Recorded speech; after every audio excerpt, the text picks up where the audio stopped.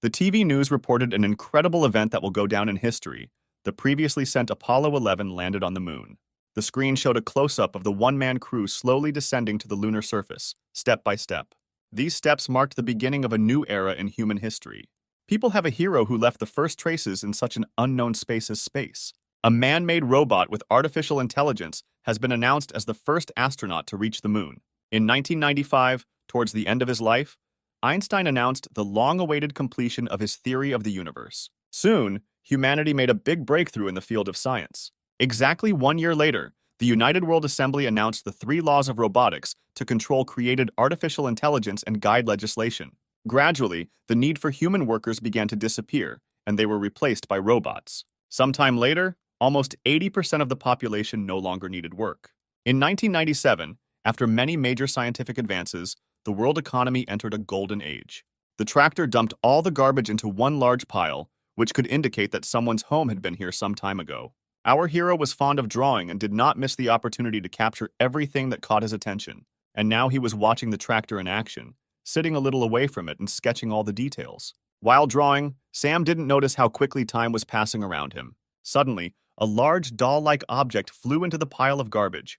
This caught the hero's attention, causing him to flinch in surprise. Taking a closer look, he realized that it was a broken robot. The next moment, an idea came to him. At the same time, in her laboratory, the woman was studying the news about a new virus that was sweeping all sectors of the world. One clear symptom of this virus was coughing up blood. Suddenly, the door to the room opened and her grandson's voice reached her. Looking up from the screen, Louise turned to the boy, asking what had happened. Sam said with a happy smile that he had found something amazing. Louise, not understanding what caused such a violent reaction from the guy, asked what exactly he found. He turned sideways to her, showing the broken robot. Seeing him, the woman told Sam to weigh him. Then she would pay him for the scrap metal. But the hero objected that he was not here for that at all. He pointed to the robot's hands, saying that they were moving. Afterwards, Louise came closer and, taking a closer look, said that she could give him more for a functioning power source. But Sam again objected, asking her to save this robot. The woman was very surprised by her grandson's request. He begged her to fulfill his request because she was good at fixing things. Taking out a new cigarette, Louise asked if he had money. The hero replied that he would never force his grandmother to work for free and pressed the button on the watch. After he displayed his score on the screen, Sam showed it to her, saying that it was all he had. She froze for a moment when she saw his balance. After giving him a slap on the head, she said that for 1,500 marks he wouldn't even buy a hamburger. A few days later, a head was attached to the robot and some non-functional parts were replaced. Sam came to inspect his robot after a long 3 days of waiting. He asked his grandmother what the robot had with a face. She replied that this part was the most expensive, and if he wanted to put on a different face, then let him pay for it himself. After her words, the guy again turned his attention to the robot, and having examined it more carefully, asked why all robots wear the same clothes. Louise replied that this is required by law in order to distinguish them from people. Suddenly, the robot's eyes began to glow. A couple of moments later, the robot girl began to slowly rise, which made our hero very happy. After looking around, the robot asked where she was, because she was sure that they had gotten rid of her earlier. The hero sat down opposite her, and taking her hand in his palms, said that he was very glad that she was alive. The robot looked at him for a couple of seconds, and then asked if he was her new owner. The guy nodded and told her his name. When he asked her name, she didn't understand what the guy meant and gave her model number. Sam cocked his head to the side, saying it was too weird a name. Then he looked around. On the table, the hero noticed a package of chocolate. The next moment, he snapped his fingers, screaming that this was perfect. Then he turned to the robot and said that from now on he would call her Jane. Louise said that her work is finished, and now the guy can take the robot and leave, because she has a lot of work left. After thanking her, the hero headed for the exit, saying that next time he will have enough money to buy a new face for Jane. The woman stood without turning around all this time, waiting until the door slammed on the other side. When Sam left, a suppressed cough broke out. After the attack passed, Louise saw that her entire palm was covered in blood. She realized that the symptoms of the virus had appeared, and she didn't have much time left. Sam returned with Jane to his house. Having started to sort out the rubbish that had accumulated inside for quite a long time, she accidentally broke a plate. The hero looked away from the canvas and asked if everything was okay with the robot. She apologized and started cleaning up the pieces. The guy who stood up replied that she shouldn't worry about it, because he found it in a landfill, and it wasn't of much value. Having settled down next to her, Sam began to help her, and in the process asked Jane to call him something else, and not master. She didn't have time to answer anything when she accidentally touched a mountain of rubbish behind her, after which everything fell to the floor. Sam just screamed that it was amazing. Inspecting the resulting mess, he said that he had long dreamed of cleaning it all up. Jane apologized to him, saying that her neural network parameters were damaged, so her motor functions were very limited. She was very upset that at the moment it would be very difficult for her to be useful for her master. The hero replied that everything was fine and nothing needed to be done for him. After his words, Jane approached him and quoted one of the laws, which states that a robot cannot allow people to get hurt due to its negligence. She explained that following this law, it is necessary to get rid of robots that are not able to help the owner for one reason or another. The guy looked at her in surprise when she told him to get rid of her if she stopped being useful to him. He scratched his head, saying that he had not studied these laws before. Afterwards, he asked for some time to think. A few minutes later, he got a great idea. The hero said that he wants to see Jane smile. She looked at him with confusion. The guy explained that now this is impossible because of her doll head. Then he translated the image from the clock, saying that he had a plan to implement his idea. Sam showed her an advertisement for an upcoming art competition in 3 months and told her that the grand prize would be enough to buy her a new face. After listening to him, Jane said that she was not able to smile. Even she would have a face suitable for this. The hero didn't let her finish, asking how she knew this if she hadn't even tried. He said he was looking forward to seeing her smile. Taking her hand, the hero smiled softly and said that he believed that Jane would succeed. Afterwards, he stood up and, stretching, asked if she had any ideas worthy of first place. She thought for a few seconds. A moment later, Jane spoke about his request earlier, informing him that one of the laws forbade her to address the owner by his name. Raising her head, she asked if Mr. Sam could address him.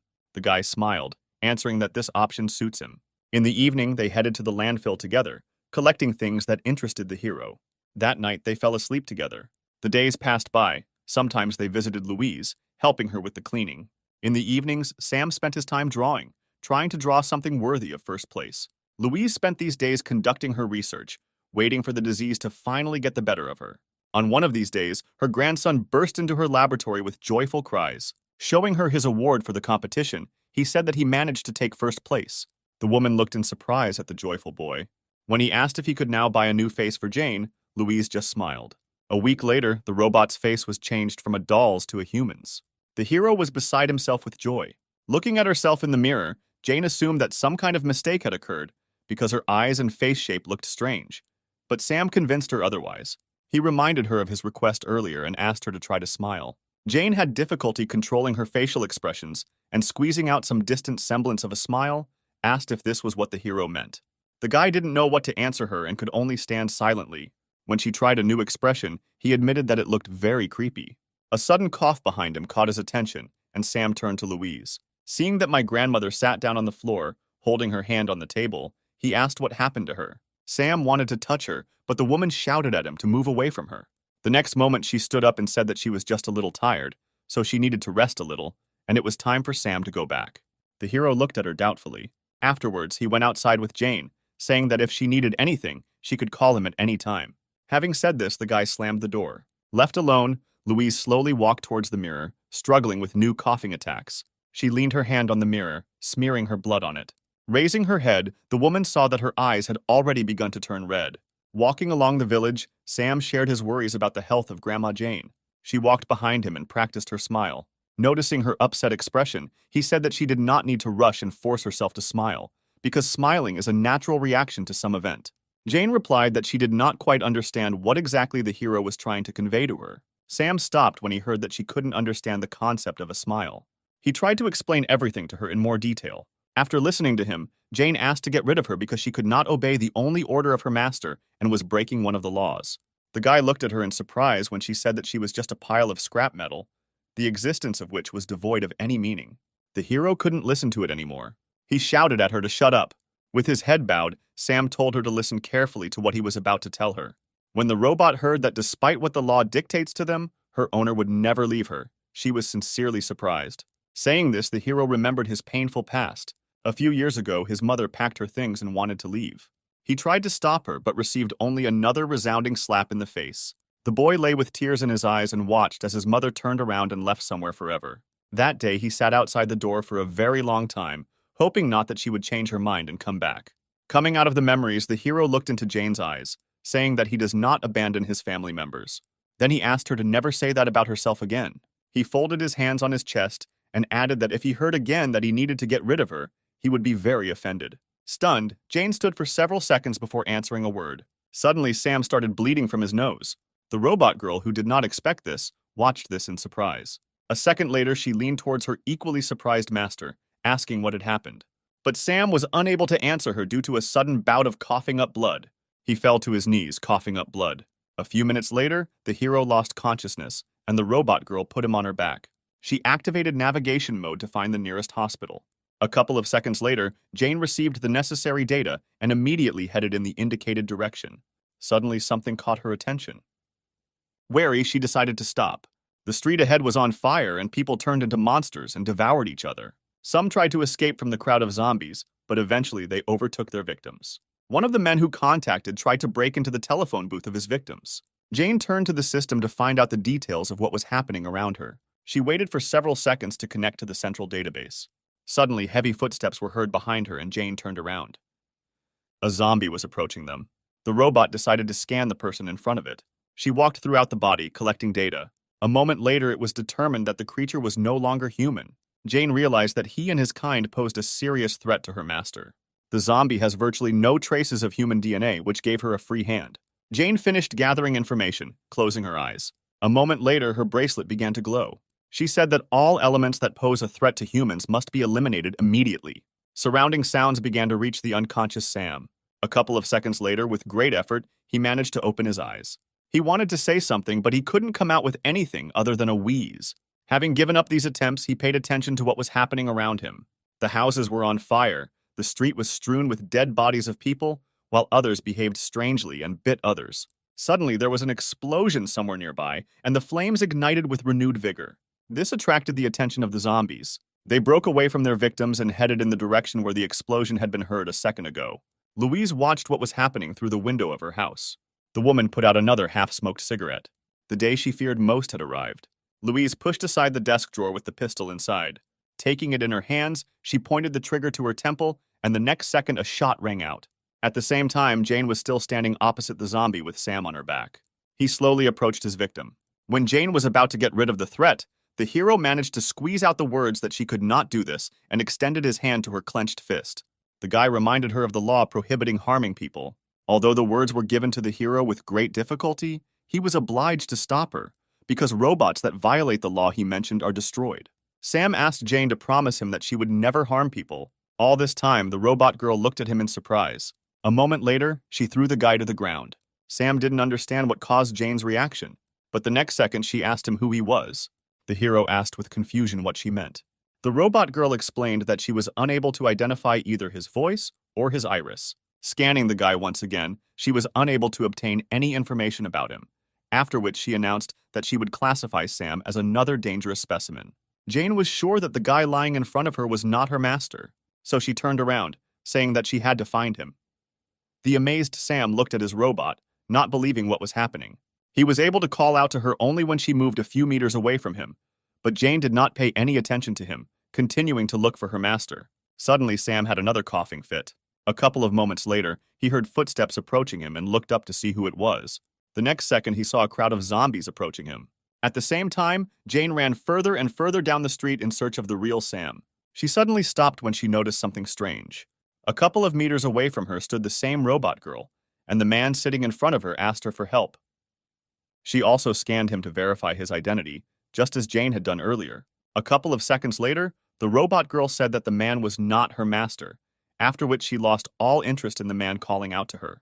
She went in search of her owner, gradually moving away from this place. Jane turned around when she heard another robot's voice behind her. Nearby, a robotic man sat next to the body of his dead owner. Closing her eyes, he said that, following the law to ensure the confidentiality of the owner in the event of death, all data on the robot must be deleted. Within a few seconds, automatic erasure of all data will begin. Looking around, Jane discovered many robots similar to her, in search of their owners and those who were preparing to erase all data. Sometime later, she reached the house where she and Sam had lived all this time. Opening the front door, the robot girl stepped into an unlit room. Having scanned everything inside, she discovered that there was no one here except her. Suddenly, something caught her attention. Jen looked at the wall covered with Sam's drawings. Memories of the hero asking her to pose flashed through her mind. She stood for several minutes at this wall. Suddenly, she remembered Louise's house, where her master might be, and headed there. Sometime later, Jane approached our hero's grandmother's house. When she entered the house, it was unusually quiet inside. The robot girl went deeper into the house, exploring each of the rooms, and in one of them she discovered a dead body. Jane stopped to scan it and get information about the identity of the person in front of her. Having established her identity, she walked over and sat down next to Louise. Jane remembered what Louise had told her when she changed her face. The woman said that Sam's mother abandoned him when he was 5 years old, which is why he now sympathizes with Jane, because someone abandoned her too. Louise sighed heavily and continued, saying that she had become not just some machine for the guy, but the family that he valued more than anything in the world. She then asked Jane to stay by Sam's side no matter how much he might change. The robot girl covered the dead body with a found sheet. After confirming Louise's death, she returned to searching for Sam. A minute later, she left the house thinking about possible options for her master's location. Jane stopped walking down the stairs. Several zombies were approaching her. When she turned around, intending to go in a different direction, the zombies immediately attacked her. She managed to dodge one of them. Jane decided to remove the obstacle. Gathering all the strength in her fist, she rushed at the zombies. But a guy suddenly jumped out and blocked her path. Jane scanned the man who stopped her, trying to determine his identity. The robot girl noticed that he had a biological signature similar to Sam's. Suddenly, the hero let out a roar. The guy tried to drive other zombies away from Jane in a similar way. His idea was a success, and a couple of moments later, the zombies turned around and headed in an unknown direction. Jane watched what was happening in surprise. At some point, the guy's growl became quieter, and small tremors began to break through his body. The hero desperately tried to pronounce the words, while he still had the ability to control his own consciousness, which was gradually becoming clouded with fog. After several attempts, he managed to ask if Jane was okay. He slowly turned towards the wary robot girl, saying that he had something important to tell her. She scanned his voice and iris again, but received the same information as before. The man's identity was impossible to determine. Sam continued to approach her. He said that he wouldn't last long, so he had to have time to tell her. A few seconds later, he managed to take Jane's hand. After that, he said that the last 3 months that they spent together, he was truly happy because he had a family. All this time, the robot carried out various checks to establish his identity, but they all gave Jane the same answer. Suddenly, Sam was overcome with weakness and fell to his knees, the robot supporting him by his arms, preventing his torso from collapsing to the ground. Jen recalled various moments and desperately tried to convince herself that the guy in front of her was not her master. But his words and attitude towards her were no different from the real Sam. At some point, unconsciously to herself, she began to cry. Sinking to the ground, Jane hugged the guy, recognizing him as her master. She called his name, expecting some kind of response. Her tears fell onto Sam's face. The robot girl lowered her head over his, asking him to look at her face. She wanted him to see her smile, which she finally got after so many attempts. But the hero did not have any reaction. The virus finally took over his body. The next moment, he rose from Jane's lap and was about to bite her. She just watched the guy with tears frozen in her eyes. When he did bite her, Jen only squeezed Sam tighter in her arms. The guy tried to bite her hand, but was defeated over and over again. Due to an unknown virus on this day, the world's population decreased by 70%. An alliance of governments around the world immediately formed an organization to combat this virus and ensure safety by identifying the root cause of its occurrence. After research by the World Health Organization, it was stated that the DNA structure of zombies is significantly different from the DNA of an ordinary person. When the infection rate increased significantly and the government did nothing, people began demonstrating in front of the government building to demand a solution to the problem. Thus, more than 200 days have passed since the appearance of the virus, and the zombie ratio has exceeded 70% of the world's population. People could only believe that scientists would soon figure out a way to get rid of this disease. 230 days have passed since Sam was infected. Jane was checking out the necessary products at the checkout in the nearest store, which still had at least some food left. In the first 3 days, she heard on the news that the virus had spread throughout the world. But now that the network is turned off, she cannot find out news from outside.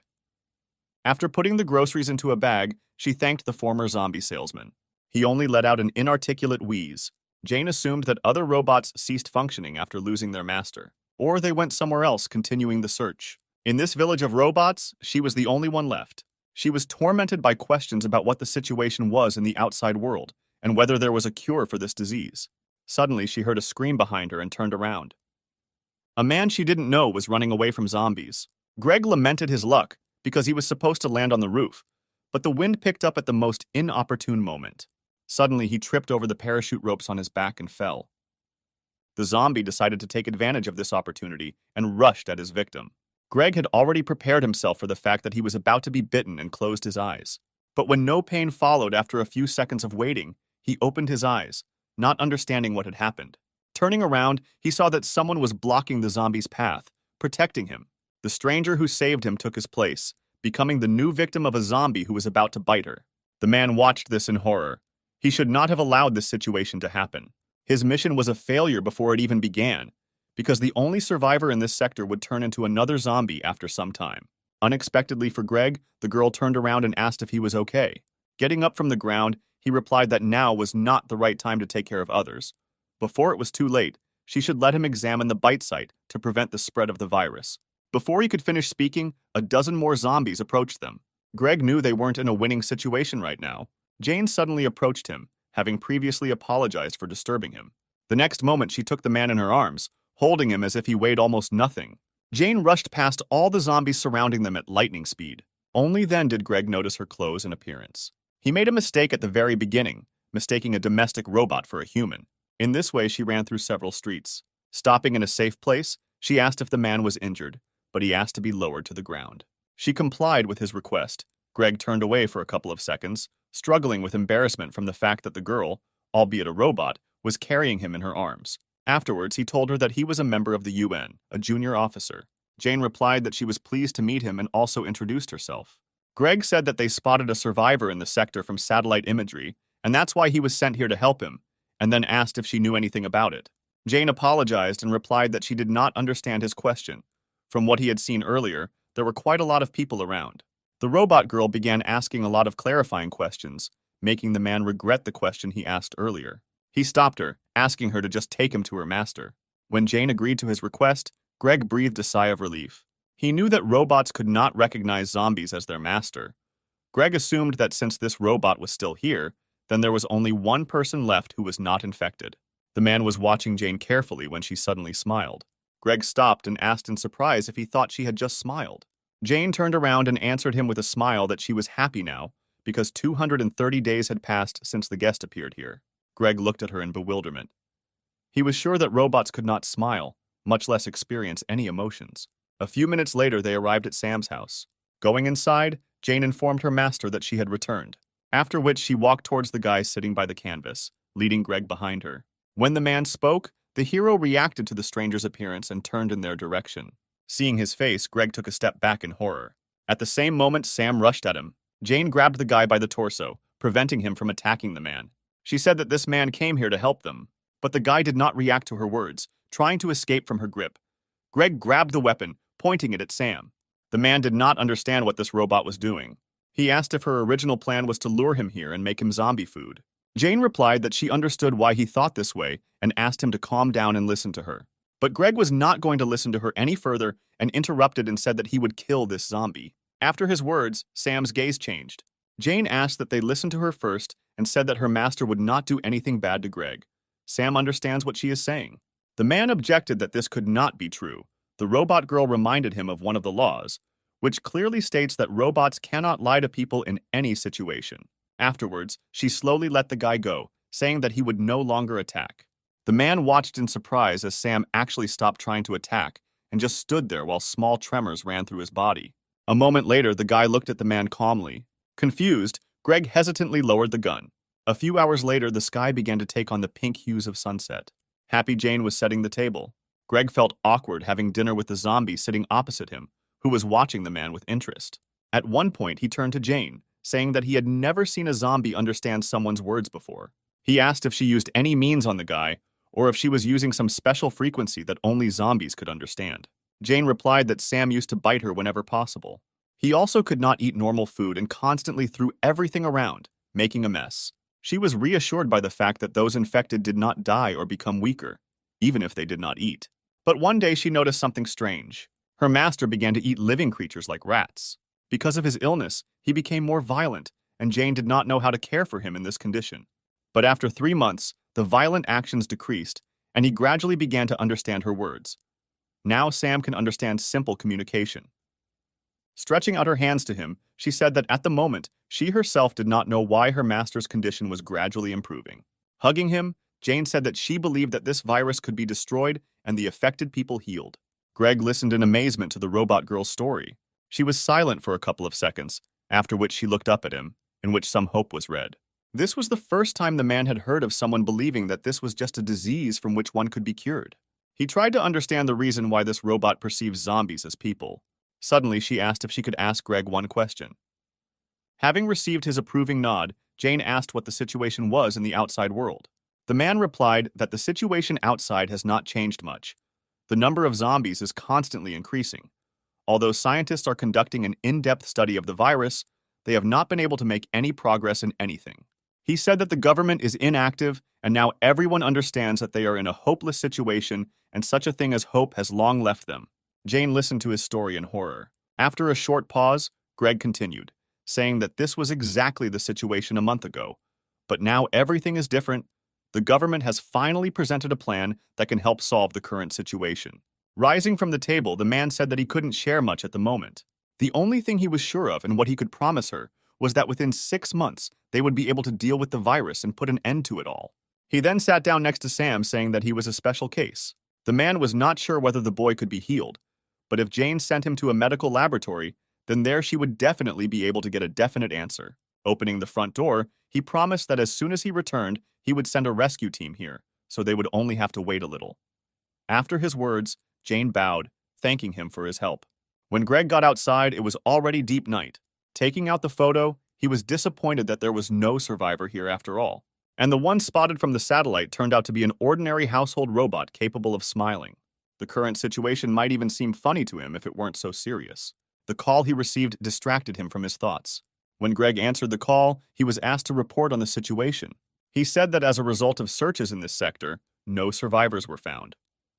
The image they received from the satellite belonged to a domestic robot. At the same time, Jane tried to wash Sam, who tried to resist her, but she smiled and tried to explain to him the importance of this process. Looking up from the report, Greg noticed someone approaching from the side. Noticing his target, the zombie attacked him. But the man reacted faster, and the next moment he shot at the zombie. As he approached, he shot several more times at the dead body. Greg thought for a couple of seconds, remembering today's events. After stepping on the dead zombie's head, he said that there was no more important information worth sharing. The man concluded his report by saying that there was only a defective robot that mistakes zombies for people. After listening to him, the officer said that in this case, they could count it as a violation of the law on robot vagrancy. Then he said that the punitive detachment was currently carrying out a cleanup operation 500 kilometers from this sector. They will immediately be given an order to destroy all monsters in Greg's sector. A couple of moments later, they contacted the commander of the punitive squad, providing the coordinates. Unsuspecting, Jane and Sam were enjoying their time in the bathroom. The next morning, the punitive detachment moved towards its next target. At the same time, Sam was scratching the wall with a stationary knife. Jane, who was cleaning, looked at him excitedly. The hero didn't pay attention to anything, carefully applying new scratches to the wall. At some point, Jane approached him and took the knife, asking him to be careful. When the knife was in her hands, the robot girl decided to pay attention to the wall. Raising her eyes, she froze in amazement for several seconds. Sam scratched her picture on the wall. She turned her gaze to the guy and joyfully asked him if he portrayed her. The hero nodded his head, confirming her guess. Jane looked at the image again with delight. Sometime later, she went to the store. While choosing various objects to draw, the robot girl beamed with happiness because her master had shown interest in something for the first time. It seemed to her that the damaged parts of the brain were beginning to recover, and the disease began to gradually recede. That is why, for the first time, she felt that she was flying home on the wings of happiness. She covered most of the distance by making long jumps. A sudden sound caught her attention. Raising her head up, Jane saw several planes flying past. She thought that this was the same rescue unit that Greg had told her about. But a moment later, scanning the passing plane, she realized that something was wrong. This model is clearly not used as a rescue aircraft. Her eyes widened in surprise as the realization dawned on Jane that they were being used for bombing. A couple of seconds later, the village was attacked and terrifying explosions were heard everywhere. Zombies burned alive in the flames that engulfed everything around them. Jane was thrown aside by the force of the explosion. She hit her face and fell to the ground. Slowly rising, the robot requested access to the database, trying to find out at least something about what was happening now. Sudden gunshots and zombie screams caught her attention, forcing her to turn around. What she saw made her freeze for several moments. Armed robots emerged from the raging flames.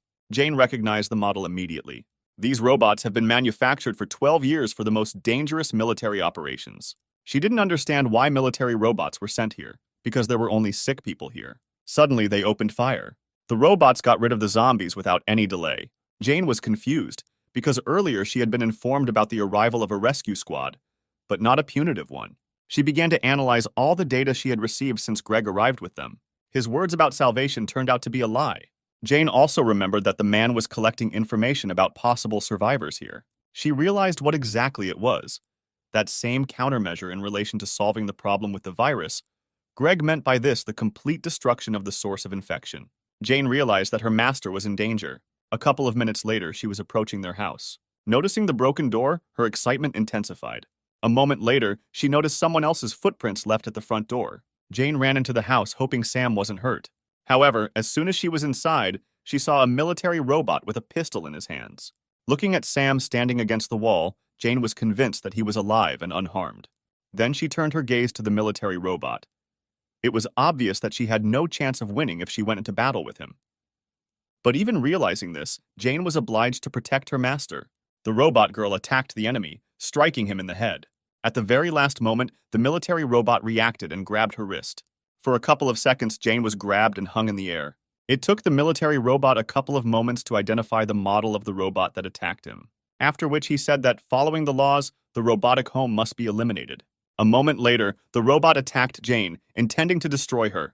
At the same moment, the final percentage of her victory was completed, which was only 1,000th. As she fell to the floor, she noticed the frightened expression on Sam's face. Even if her body is torn to pieces, she must protect it. Analyzing everything that had just happened, she remembered that without violating certain articles, the robot could protect itself. At the moment when Jane attacked the military robot, the third section was applied to her. Therefore, her opponent will not rest until she is completely destroyed. She was completely satisfied that the military robot's attention would be focused entirely on her. The next moment, she released her hand from his grip. Then she turned around in the air.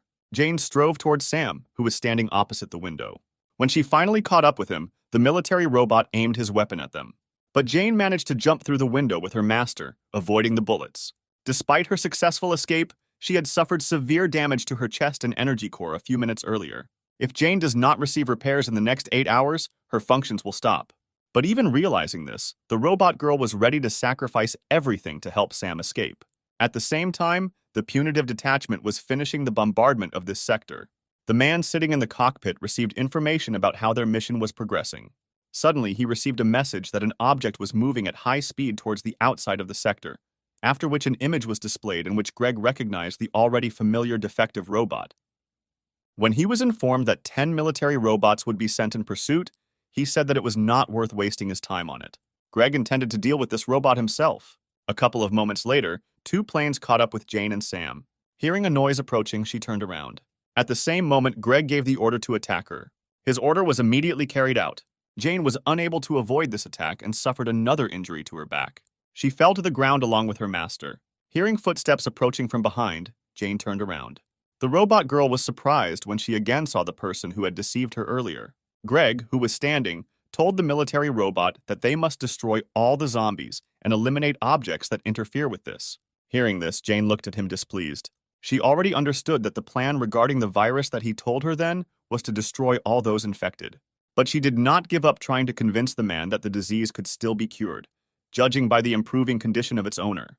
When Jane asked that Sam be shown to the medical team, Greg replied that there was no point. He said that there is no other way to get rid of this virus. After the virus began to spread massively and the government made no attempt, the press began to spread a lot of negative news. Every day, many articles appeared about the predetermined end of the world, and soon fear settled in people. Ultimately, they began to demand the complete destruction of zombies by organizing continuous rallies. The government could not cope with the hostility of the public, and soon they conducted an official survey around the world on whether the complete destruction of zombies would be carried out. According to the results, it was revealed that the overwhelming majority voted for destruction, which is why he does not have the right to leave Sam alive. She said that she still could not understand the reason for such cruelty. Covering the hero with herself, Jane said that the infected are people just like him. The robot girl didn't understand how people could treat others like that. Exhaling cigarette smoke, Greg asked who exactly she meant by people. Without waiting for an obvious answer from her, he said that no one perceives zombies as people. The man explained that these are only animals that spread a deadly disease. After his words, Jane looked at Sam doubtfully.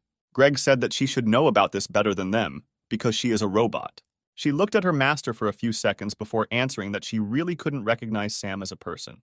Taking the guy by the hand, she continued, saying that this is only a biological problem, but the fact that her owner remains himself does not change. When Jane said that Sam was still her family, he looked at her in surprise. She clearly remembered the words he had once said to her. Lost in her memories, Jane did not notice how the hand of the robot approaching her was slowly reaching out to her. The next moment, a powerful electric discharge ran through her. Greg threw away the half-smoked cigarette. He even felt a little sorry for this domestic robot. He was sure that she would not have met such an end if she had not been so blindly devoted to her master.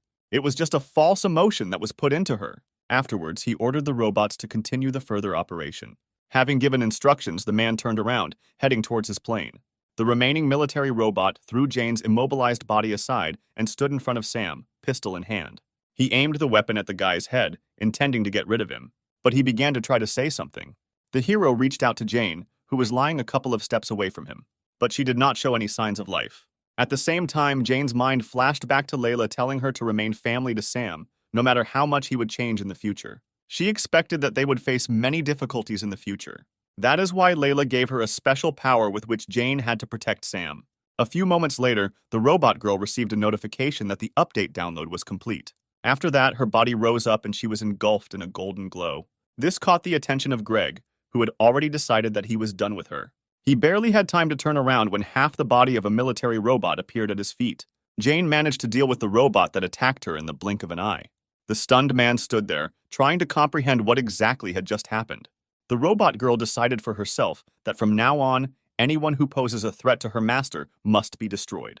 The hero himself looked at her in surprise. The military robots took up a defensive position, holding their weapons at the ready.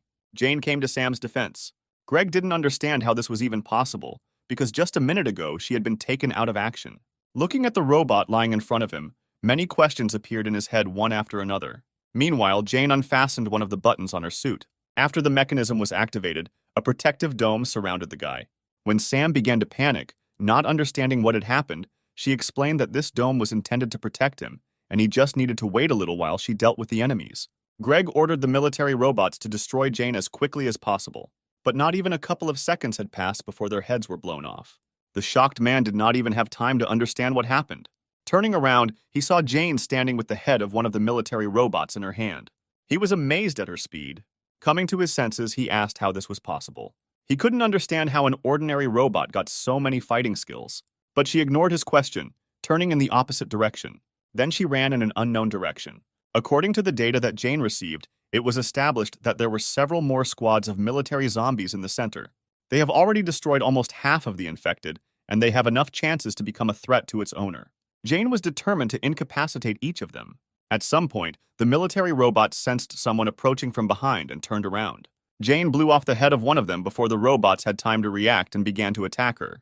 The next moment, she knocked out another one with a kick. One military robot hid among the ruins and aimed at Jane from a safe distance. A moment later, there was a deafening explosion. The robot was confident that it had gotten rid of its target. Contrary to his expectations, Jane was already above him. She landed directly on him, thereby destroying the enemy's body. Greg at this time received endless messages about losses. He was shocked that an entire battalion was destroyed in 10 minutes by just one faulty house robot. Having gotten rid of all the military robots, Jane headed back to him. Greg commanded that the hangar administrator module be launched. The military, who had set up a camp nearby, received a message from their commander and unlocked hangar number 6. A robot of impressive size appeared from behind the open door, after which he was given an order to eliminate his target. Meanwhile, Jane rushed back to her master. Greg panicked when he noticed her approach. He shouted for the sent robot to hurry up. A couple of moments later, Jane's path was blocked by a new enemy. The man was glad that this robot arrived on time. Even if it is shameful for a robot of his level to fight with some domestic robot, but with his combat power, Greg will be able to get rid of Jane. At the same time, she studied the enemy, trying to discover weak points. The next moment, Jane struck him with a blow that caused his body to shatter into pieces. Greg was once again shocked by what happened. Not believing his eyes, he looked at what was left of the body of his best combat robot. He was brought out of his stupor by Jane's words that her mission was over and 116 robots had been eliminated. Now the man was looking at her in horror. When she started to approach, he shouted at her not to come near him. But seeing that Jane was not reacting to his words, he grabbed the gun. The next moment, Greg pointed the gun at Sam, hoping it would make her stop. But when this action had no effect, he voiced his intention to shoot the guy in the head. Jane just frowned, getting closer and closer with every step. Ultimately, Greg did shoot. But the barrier surrounding Sam did not allow the bullet to reach the guy, and the bullet flew in the opposite direction. The man was unable to dodge, and the bullet went through his thigh. Jane approached her master to remove the barrier. After turning to Greg, who was crumpled in pain, saying that people are afraid of the disease and abandon their fellow men. But she did not intend to act like them and would never give up her family. Turning around, Jane finally said that until the very end, she would look for a way to cure this disease, after which she headed off with Sam in an unknown direction, leaving Greg alone. Looking at the retreating backs, he felt that he was obliged to urgently inform his superiors about everything that had happened here today. A few hours later, Jane and Sam were at the grave. The robot girl thanked Louise for installing a system with which Jane managed to protect her master. She told her that she was going on a trip with Sam. Holding her gaze on the carved name, she continued, saying that they could no longer rely on outside help. Jane will look for a cure for Sam and will definitely cure him. When this happens, they will return here again. So she asked Louise to wait a little longer for them. Then they slowly set off. Along the way, Jane shared that she was thrilled to be traveling with her master for the first time and asked if he felt the same. Sam answered her, trying to express the same emotions. At that moment, she thought about Greg's first reaction when he first saw Sam. He was greatly surprised when he learned that her master was able to understand words. Greg wasn't lying when he said Sam was a special case. According to the data received, she knew that any type of virus accounts for another 1% of all humanity, and it is this 1% that has antibodies to the disease. Jane suggested that Sam was one of these people, and that in the future, he would become an important key in finding a cure. That is why their first task was to find the right person to confirm the presence of antibodies in her master. Suddenly, there was a noise from an airplane above them. Surprised, Jane immediately stopped. The discovery of an escaped zombie and a robot was reported. Jane managed to put a barrier around Sam while she fought the enemies. The robot girl was ready to challenge the whole world to protect her master. 15 days have passed since they left the village. Jane was surprised to find a barricade and they stopped a few meters away from it. It must have taken a lot of time to build something like that, and it was the question of when they managed to do it that haunted her. After scanning the area, Jane learned the location of defensive artillery structures, which are designed to block further advance of the infected. If they got too close to them, it wouldn't end well, so she decided they should go somewhere else. Looking at the sky, Jane assumed that it would start raining soon and they should hurry. A moment later, confirming her thought, the first drop fell from the sky. When they reached the nearest town, it was already pouring rain. Jane covered Sam with rain the whole way, but the rain was too heavy and the umbrella could do little to help them. Leaning over, she told her master that he didn't have to worry, and they would definitely find a place where they could wait out the rain. The guy was pointing his finger somewhere, trying to tell her something. Looking where Sam was pointing, Jane noticed the light of a lantern in one of the houses. She approached and knocked on the glass, asking if anyone was there. But instead of answering, the barrel of a gun appeared from behind the broken glass. A red-haired girl appeared and asked who the uninvited guests were. Jane said that she is a domestic robot and the girl need not be afraid of them. The owner of the gun was surprised that there were still robots in the area. Jane replied that she and her master were currently in the middle of a journey and saw a light here while passing by. When the hero raised his head, Maria drew attention to his eyes and pointed the gun at him. She asked Jane why she was dragging zombies around with her. The robot girl covered Sam with herself, answering that he was safe for others and did not attack anyone. But Maria fired a bullet at Jane, not allowing her to finish. She warned that if they came closer, she would definitely shoot again. Finally, the girl advised to get rid of this zombie as soon as possible. After her words, Jane's gaze filled with sadness. Sam was worried about her and reached out with his hand to the injured forehead of his only family member. Smiling, she said that she was fine and that this damage would be repaired automatically within 10 minutes. Moving away from this house, Jane took a last look at it. She had the opportunity to personally verify that people were really very afraid of the infected, but she could not leave everything as it was. Maria's younger sister excitedly asked if her sister had killed that girl, but she replied that it was a robot and it was impossible to kill her with a regular gun. When Anya said that Maria shot the robot in the head, the girl hesitantly replied that she only wanted to fire a warning shot and did not intend to intentionally hit her. Anya, no less worried, asked what they would do if the robot nevertheless presented them with the fact that she had been shot in the head. Maria, who was shooting for the first time in her life, was surprised by the strong recoil from the weapon she had previously selected. Looking out the window, the younger sister looked at the retreating backs, saying that she felt sorry for them. The girl handed Anya a chocolate bar, saying that now was not the best time to worry about others, but Anya replied that she was not hungry and Maria should eat it herself. But she insisted, saying that Anya had not eaten anything since yesterday. Her younger sister crossed her arms over her chest, answering that Maria herself had not eaten for 3 days. Thus they argued for some time. They were interrupted by Jane reappearing. Maria immediately grabbed her gun and pointed the gun at her and asked why she was here again. The robot girl raised her hands asking to be listened to. After that, she picked up a large box of food, saying that she couldn't pass by and decided to help them by collecting some food from the nearby market. Seeing this, the sisters could no longer think about anything other than the food in front of them. At this time, the sisters were enthusiastically gobbling up food on both cheeks. Anya thanked Jane with tears in her eyes, saying that they had not been able to eat properly for several days. She smiled and replied that there was still a lot of food left, and if they wanted something else, they could say so at any time. Drawing attention to Sam, who was standing with his back to them, the girl asked why he did not eat with them. Jane replied that he was sick and could not eat normal food at the moment. Frowning, Maria asked if she was planning to fatten them up so that she could later feed them to her master. Jane assured her that this was not the case. Anya did not take her interested gaze off Sam. She walked over and touched his back, getting his attention. A couple of seconds later, the surprised hero turned to her. Anya could not hide her joy. Her sister immediately jumped up from her seat, telling the girl to immediately move away from him. But she ignored her and, shaking Sam's hand, offered friendship. The guy hummed uncertainly. Alarmed, Maria repeated her request again, but in a more insistent voice. Dissatisfied, Anya turned to her sister, reminding her that Sam was not dangerous, then asked him if he would eat her. He shook his head negatively. The girl smiled happily, saying that he was friendly. Maria could hardly contain her emotions when her sister suggested how nice it would be if other zombies were like Sam and their mother remained alive. At dawn, the rain finally stopped.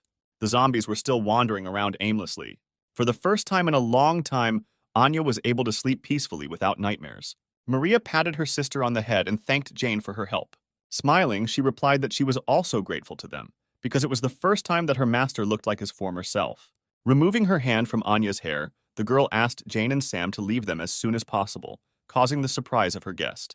Taking a photo from the shelf, Maria explained that she was very worried about Sam being a zombie. She said that 2 months ago their neighbor also became infected. Ultimately, their mother died. One morning, the woman left the house to find food for them.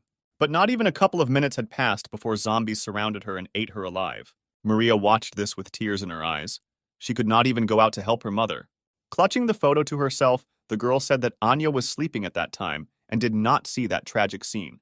But Maria could not cope with her hatred of zombies. Then she repeated her request that they leave this house. Bowing her head, Jane replied that being a robot, she had no right to refuse a person. But before leaving, she asked Maria if she would like to listen to some interesting information. The interested girl asked what exactly the robot wanted to tell her. Jane said that if they went west, about 20 kilometers from here, they could find a barricade built by people, and there Maria and her sister could get help. She also said that she could take them there. It was difficult for the girl to believe her words. She replied that everything outside was crowded with zombies, and they would not be able to overcome such a long distance in such a situation. Jane just smiled, saying that she already had everything she needed to get to that place. Zombies wandered along one of the streets of the city, hoping to find a new victim. A sudden sound caught their attention and made them turn around. A moment later, a truck drove past them. Maria, clutching her sister in her arms, shouted at Jane to drive at a slower speed. But she replied that they should hold on even tighter, because she intended to increase the speed. Thus, the truck rushed through numerous streets. Maria asked if everything would really be fine. Jane told her that she had calculated everything and there was no reason to worry. The robot girl turned to her and smiled, asking her to trust her. Suddenly, Maria pointed in front of her and shouted for Jane to look ahead. A lot of zombies were moving towards the truck. Jane told everyone to hold tight. The next moment, the truck increased its speed. The sisters, not used to this, screamed in horror. They rushed through the crowd of zombies with lightning speed. The zombies did not have time to react to the truck flying past them. Thus, they left there unharmed. Anya looked at Jane with admiration, saying that she drives a car very cool. Sometime later, they left the city. What Jane saw the next moment made her wary. The highway was strewn with cars that had driven into each other, with zombies wandering among them. Jane analyzed the situation and realized that there was not enough space on the road for them to pass safely. Maria told the robot girl to step on the gas and drive without stopping. She had no intention of sparing the monsters that ate people. Seeing that Jane was not reacting to her words, Maria ordered her to shoot down everyone who got in the way of the zombies. She did not move for a couple of seconds, wondering whether to carry out this order. Then she pressed the gas pedal. The truck was heading straight towards a crowd of zombies. Maria, overcome with rage, screamed for Jane to kill them all. But suddenly the truck changed its direction, turning to the side. A moment later, they broke through the guardrail, driving off the highway. The frightened sisters screamed in horror. Jane moved along the lumpy surface, leading them further away from the zombies. Dissatisfied, Maria asked why she did not follow her order. Apologizing, the robot girl replied that she could not follow orders that violated established laws. She recalled that according to the first article of the first law, robots cannot harm humans. When Maria objected that zombies were no longer people, Jane replied that no matter how much they had changed, to her, they were still people who needed help. Jane understood that the girl held a grudge against the infected people, but they were not to blame for being exposed to this disease. These people were only victims of one accident. After her words, Maria's gaze filled with rage again. The girl was angry that Jane had written off everything as just a simple accident. At the same moment, the truck turned, entering the road leading past another town. Maria barely held back her tears and said that she could not come to terms with the fact that their mother died due to some accident. She reached out to Jane to get some answers from her about what had happened. But suddenly a zombie appeared in front of them, attracting their attention. Jane began to twist the steering wheel to avoid hitting the zombies. Suddenly, the truck ran over a huge rock. A moment later, he tilted dangerously, freezing near the zombie. But not even a couple of seconds had passed before the truck turned over with a terrible roar and fell on its side. Those sitting inside were thrown aside. The zombies gradually began to surround the car, feeling their victims inside. When Maria opened her eyes, they saw through the glass many faces of monsters surrounding them. They did not give up their attempts to reach the victims. Assessing the situation, Jane asked the sisters to remain calm, but Maria interrupted her, saying that if she had followed her order, then this would not have happened. She doesn't care why these people became zombies. All that matters now is that they are monsters who eat other people. If they don't get rid of them, they will eventually become the same themselves. Sitting Sam back down, Jane replied that it was for this reason that she was looking for a cure for her master. Maria looked at her with confusion. The robot girl explained that if she manages to find a cure for this virus, then no one else will suffer. But Maria only laughed sadly, saying that these were just stupid hopes. Afterwards, Jane turned to her master with a request. She asked if he could protect the sisters for 8 minutes. Sam nodded his head affirmatively. After receiving his answer, Jane climbed out of the truck and rushed through the crowd. The zombies gathered at the entrance tried to get inside. Maria and Anya experienced real horror. The hero began to growl and push other zombies away. The girl was surprised that Sam was really trying to protect them. Suddenly, the truck began to rise. The girl screamed in fear again, and the surprised guy tried not to fall out of the front window. Jane managed to turn the truck over and lift it, thereby protecting her charges from the zombies. She shouted at Maria to fasten everyone's seatbelt. The girl, not understanding anything, sat looking around. Anya quickly came to her senses and fulfilled Jane's request, fastening Sam. The next moment, the truck was thrown over the top. Anya looked out the window in surprise. The truck hovered in the air, covering a long distance. Jane followed them along the ground. When the truck began to descend, she jumped up towards the truck. A few seconds later, Jane caught up with the truck. She supported the truck, softening its landing. The girls screamed in horror again, feeling that they were starting to fall. Having touched the ground, Jane tried to brake, still holding the truck. A few seconds later, she finally managed to stop. At the same time, behind the walls of the barricade, people did not stop monitoring the situation around them. Having received an urgent report, one of the employees actively knocked on the door of his boss's office, waiting for permission to enter. A few moments later, the man gave permission to enter, without raising his head from the numerous documents that littered his desk. When Justin asked what was going on, he was informed about the received surveillance images. His hand froze, pen in hand, right above the document when he heard a truck approaching the barricade, which belonged to a survivor from the contaminated area. Putting his pen aside, Justin reached for his glasses to take them off. He was interested in this survivor he had just been informed about. Jane got behind the wheel again, and now they continued on their way without obstacles in the form of zombies. She broke the silence in the car by turning to Maria. She turned away when Jane asked if Maria was angry with her. But then she turned around and replied that they all almost died, and Jane should have warned about what she was going to do. Anya interrupted her sister and smiled and said that she enjoyed it, as if they were riding a roller coaster. A few minutes later, a barricade finally appeared in front of them. Jane told her sisters that they were almost to the point where they could help them. When Anya pointed to the wall and asked what it was, Maria replied that it was the place where the soldiers were who could protect them. She said the days of sitting cooped up, afraid to go outside, and sharing leftover food would finally end. Anya looked at her sister with delight, asking if she could go to school now. The girl smiled and nodded, answering that now they can live the same way as before. Suddenly, they ran over something that made an unpleasant squeaking sound. The next moment, the sisters saw a bright light. The truck hit a mine and flew into the air. Trying to think of a way out of the situation, Jane knocked down the door on her side. She managed to get out of the truck, along with her master and two sisters, before the vehicle hit the ground. Jane landed on the ground, preventing her charges from getting hurt. Afterwards, she excitedly asked if everything was okay. Maria replied that she was fine. She was only hurt a little. The robot girl realized that they had run into a hidden mine. She looked around, scanning the area around her, and saw many mines located throughout the area. A sudden scream distracted her from further inspection. Maria, with tears in her eyes, bent over her unconscious sister, asking her to wake up. Seeing this, Jane ran up to them. The girl asked her what they should do now, but she asked Maria not to shake Anya and let her examine the wounds. Metal fragments reached the girl's stomach, making the situation much more dangerous. Turning towards the structure, Jane said that she would try to contact the people at the barricade, because there should be a doctor there. As soon as she said this, a bullet flew a centimeter away from her.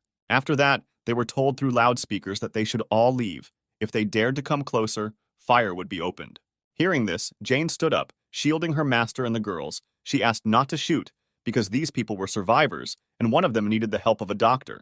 She was told that this announcement was for temporary beings. Justin reported that a few months ago, one survivor had already been rescued, but in the end he was infected, and a couple of days later, an incident occurred that contributed to the rest of the surrounding areas being infected. It was from that day that the government established that all people in the affected areas would be marked as temporary beings, so now they have no right to let them in. Maria couldn't believe what she heard.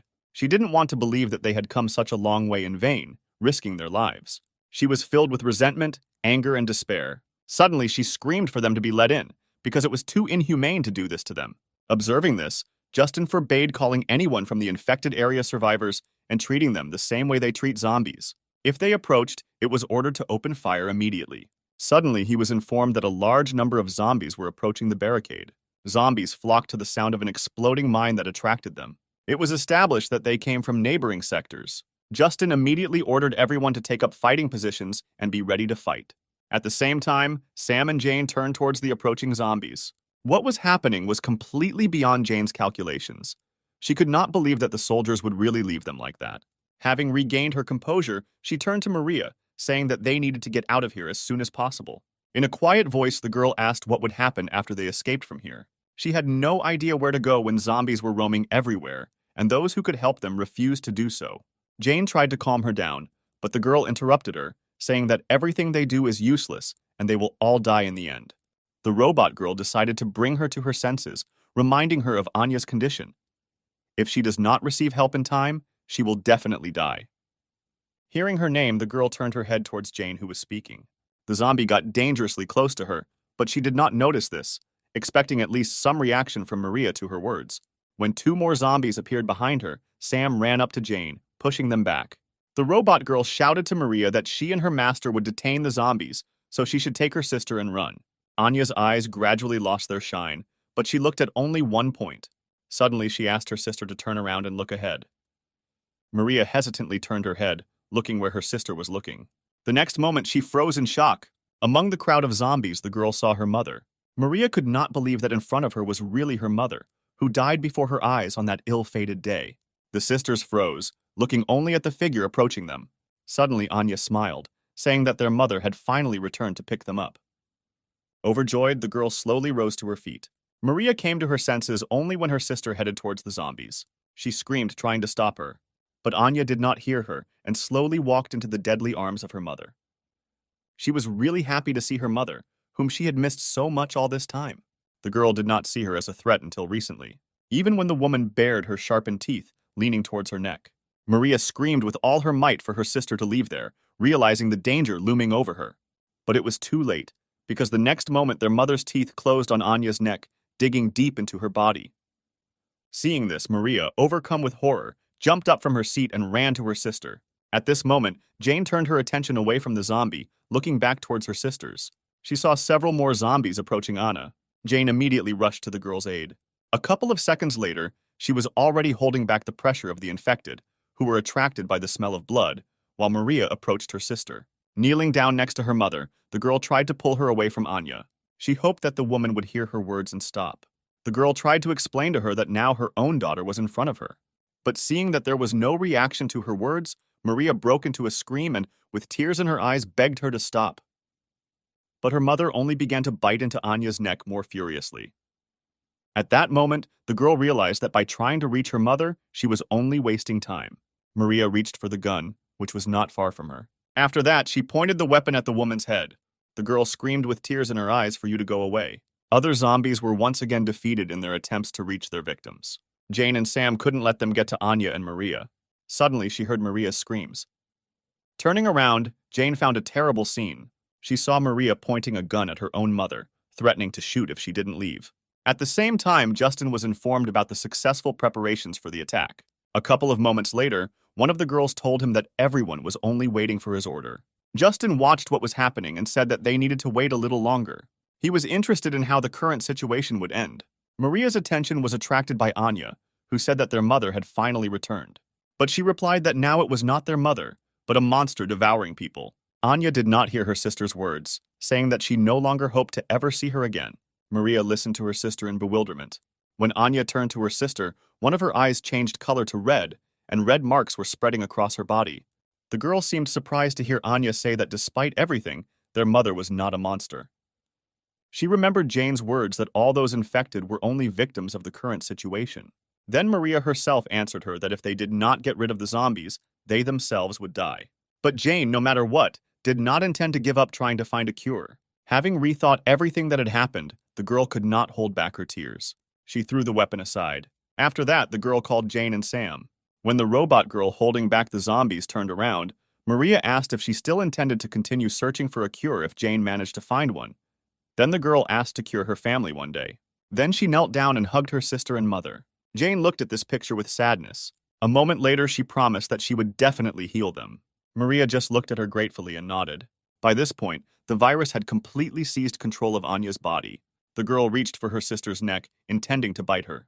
But at that very second, they were attacked from the barricade. Jane watched this, not having time to understand what had just happened. At the same time, the military reported that most of the zombies were within range of their weapons. A moment later, all the cannons installed around the perimeter were aimed at the crowd of zombies. At Justin's command, fire was opened and many zombies were hit. Sam dropped to his knees and, screaming, reached for the place where Maria and Anya had been a few seconds ago. The hero could not accept that his friends were destroyed in such a cruel way. Suddenly, Jane's protective dome appeared in front of him. The guy looked at her in surprise. He watched as she stepped forward, standing in the midst of many explosions from gunfire. Suddenly, one of the cannons aimed at her. At the same time, in the command center, Justin gave orders to his subordinates. He considered himself extremely lucky that these children had come to them, dragging a whole crowd of zombies with them, providing the perfect opportunity to get rid of them all in one fell swoop. The man suggested that at this rate, this area could be cleared much faster than they expected. Suddenly, alarms rang throughout the command center, and the color of the lights changed to a dull red. Justin asked what caused the alarm to activate, but the exact reason was not determined. A couple of moments later, he was informed that a very strong release of energy had occurred on the front line. The man asked to show him the camera footage. An image was immediately displayed on the screen, informing them that something was approaching them at great speed. By enlarging the image, everyone saw that it was just a domestic robot. At the same time, the man was conducting a report, reporting all the collected information to his superiors. One day, an ordinary household robot suddenly changed. And in just a couple of minutes, Jane was able to destroy an entire battalion of soldiers. After this, the 93rd Division sent military forces to get rid of it, but they were all defeated. Kevin reported that they asked a company that made home robots for advice, but they replied that they had never loaded this kind of ability into their robots. The man came to the conclusion that this robot is an updated custom model. It was also known that the place where she was last seen was the Western Barrier Point. It was there that Jane showed amazing abilities. She rushed forward through many explosions. Justin watched this in bewilderment, not understanding what this robot was doing. Suddenly, she began to gather all her strength into her fist. Jane was about to deliver a devastating blow. Approaching the wall, she hit it with her fist. From her blow, many cracks immediately appeared on the wall. A moment later, the cracks deepened, passing right through the wall. As a result of this blow, the headquarters shook, causing panic among everyone present. Justin ordered everyone to take refuge in an underground bunker. At the same time, the wall in front of Jane began to crumble. A couple of minutes later, the barricade collapsed, allowing her entry. Suddenly, she received requests for a video connection. After accepting the request, an image of an angry Justin appeared. He said that this barrier was the largest line of defense protecting the western region of the European district, and then asked Jane if she realized what its destruction would lead to. Without waiting for her answer, the man said that with such actions, she would put millions of people's lives in danger. Since this fact was a clear violation of the robot law, Justin ordered her to immediately switch off and stop functioning. But she replied that, like people, she simply protects what is valuable to her. Jane was determined to protect her master, even if she had to resort to such violations. Having said this, she ended the call and the image of the man disappeared. Afterwards, Jane approached her master to remove the protective dome. Helping him up, she told him they needed to move on. After looking around, the robot girl came to the conclusion that from now on this problem concerns not only them. And time after time, wherever they go, the same thing that happened to Maria and Anna will happen again and again. To put an end to this, Jane decided that she had to find a cure. Looking at the footage of her destroying an entire wall with just one blow, he said that this was far from an ordinary robot. They would view Jane as a weapon that openly opposed humanity. The man suggested sending several elite soldiers and getting rid of the upcoming threat in her person. The woman who listened to him replied that it was all quite interesting. She decided that they would stick to the strategy of the hunter watching his prey, so the operation to capture Jane would be too boring. At least a small problem would have to arise for the situation to become interesting. After that, she frowned and asked why she received all this data only now. Standing in front of her, Greg and his boss realized their mistake. The man, who is the commander of the 93rd Division of the Emergency Army, replied that they considered the matter to be a trifle for this report. Then he hesitated, and carefully choosing his words so as not to anger the girl even more, he said that this robot turned out to be a special case. After the situation had cleared up a little, they were going to provide a report, but were late due to scrupulousness. Listening to him, the girl raised her index finger. The next moment, Kevin received a bullet in the head. The shooter, Justin, said that the man missed his chance to survive. He hid because he was ashamed of being wounded by an ordinary house robot. If Kevin had immediately admitted this, he would only have received a demotion. Rising from her seat, Katarina said that this is only a problem for the military. If there are any problems, they should only think about the solution and not be busy, leaving the problems unnoticed. But she did not intend to tolerate their inaction any longer. Justin turned to her, asking what they should do with the sensational robot. She waved him off, answering that he should leave everything as it was for now. She didn't care about some kind of pile of scrap metal there. She then turned her attention to Greg, asking if he was the operational commander in the 315th sector. The excited man replied that he was an intelligence officer of the 93rd Division. She was interested in his words when he said that immediately after that incident, he reported this to the commander. But he said that it was a disgrace to their honor, and they should deal with this robot on their own. Interrupting him, Katarina lifted his chin, saying that Greg's face was too reserved, although his hair was a little messy. Afterwards, she displayed an image on the screen with a guy and a robot already familiar to him, and ordered him to tell about everything in detail that he managed to find out about this couple last time. Katarina placed special emphasis on Sam. She was interested in this boy, who, although he was a zombie, behaved completely differently than his other relatives. After many days, Jane continued to search for information about a medicine that could cure the infected. But no matter how much she searched, the information she needed related to this virus was nowhere to be found. One day she found one of the articles, the content of which she found difficult to believe. Currently, he and Sam were moving through the forest to their next destination. Jane helped wash her master, but he, as usual, actively resisted this process. She asked him not to twitch, because they found the river after many difficulties, and he must at least wash himself. Jane couldn't understand why Sam began to hate water so much after he became infected. After they broke through the barricade, about 20 days passed. They immediately went to the medical district to find a doctor who specialized in this virus, but it was completely turned into ruins. After that, they went on a search to another sector of the CDC to find at least some information. But here, Jane could not find any records related to the virus. She checked all the archives of the center, but there was no information left there. Jane assumed that someone had deliberately deleted all important data. Now she didn't know what exactly she needed to do. Having washed her master with difficulty, Jane collected her things and finally looked around. She noticed that after the disease appeared, the environment became better. Suddenly, her attention was caught by something flashing in the water. She did not understand why the water in the stream became cloudy. Turning her attention to the opposite bank, Jane noticed that someone was caressing clothes here. Taking a closer look, she noticed that it was a girl in a uniform resembling a medic. Erica noticed someone's presence. She looked up and saw Jane and Sam. At the same moment, she managed to confirm the model of the stranger. She established that this girl was a medical care robot. She also examined the uninvited guests carefully. A couple of moments later, she gathered her things and ran away from the river. Jane couldn't let someone connected to the CDC get away so easily, so she grabbed Sam and chased after the stranger. She hoped that this robot would have useful information about the virus for her. After several minutes of chasing, Jane ended up at someone's house. The robot girl stopped and put Sam on the ground, saying that their goal must be somewhere in this place. She opened the door of the house, asking if anyone was inside. But instead of answering, Jane heard the roar of zombies. An unfamiliar silhouette hanging over the screaming zombie asked him to lie still and not twitch. Sam and Jane watched this scene in surprise. Suddenly, the stranger felt someone else's presence in his house. Raising his head towards the guests, he irritably asked what they wanted here. Jane hugged the trembling master, trying to think of an appropriate response. The stranger's gaze lingered on the hero. Then he asked, still looking at Sam, if he had become infected with the virus that turns him into a zombie. Approaching them, the woman said that he was different from the others and asked permission to take a closer look at him. Jane looked at the approaching man in surprise, trying to get information about this woman. She was lucky that the woman's biography was registered in a central database that she could access. Suddenly, someone hit Jane on the back of the head with a hammer. When she turned around to find out who her offender was, she saw the girl she had met earlier. Jane said they had no bad intentions. They just wanted to ask something. After her words, the woman told Erica to stop torturing the guest. She concluded that they had nothing to do with the military. Having said this, Clarice asked to bring her a sedative. Jane turned to her master, saying that he need not worry, and the man standing in front of them was a doctor. She also added that this woman was the one who left a deep mark on history, achieving unprecedented achievements in medicine. A few hours later, it was already getting dark. Erica escorted a zombie whom Clarice had previously treated. The woman said that he hit his head on a rock on the bank of a stream, so she performed emergency surgery on him to repair a brain hemorrhage.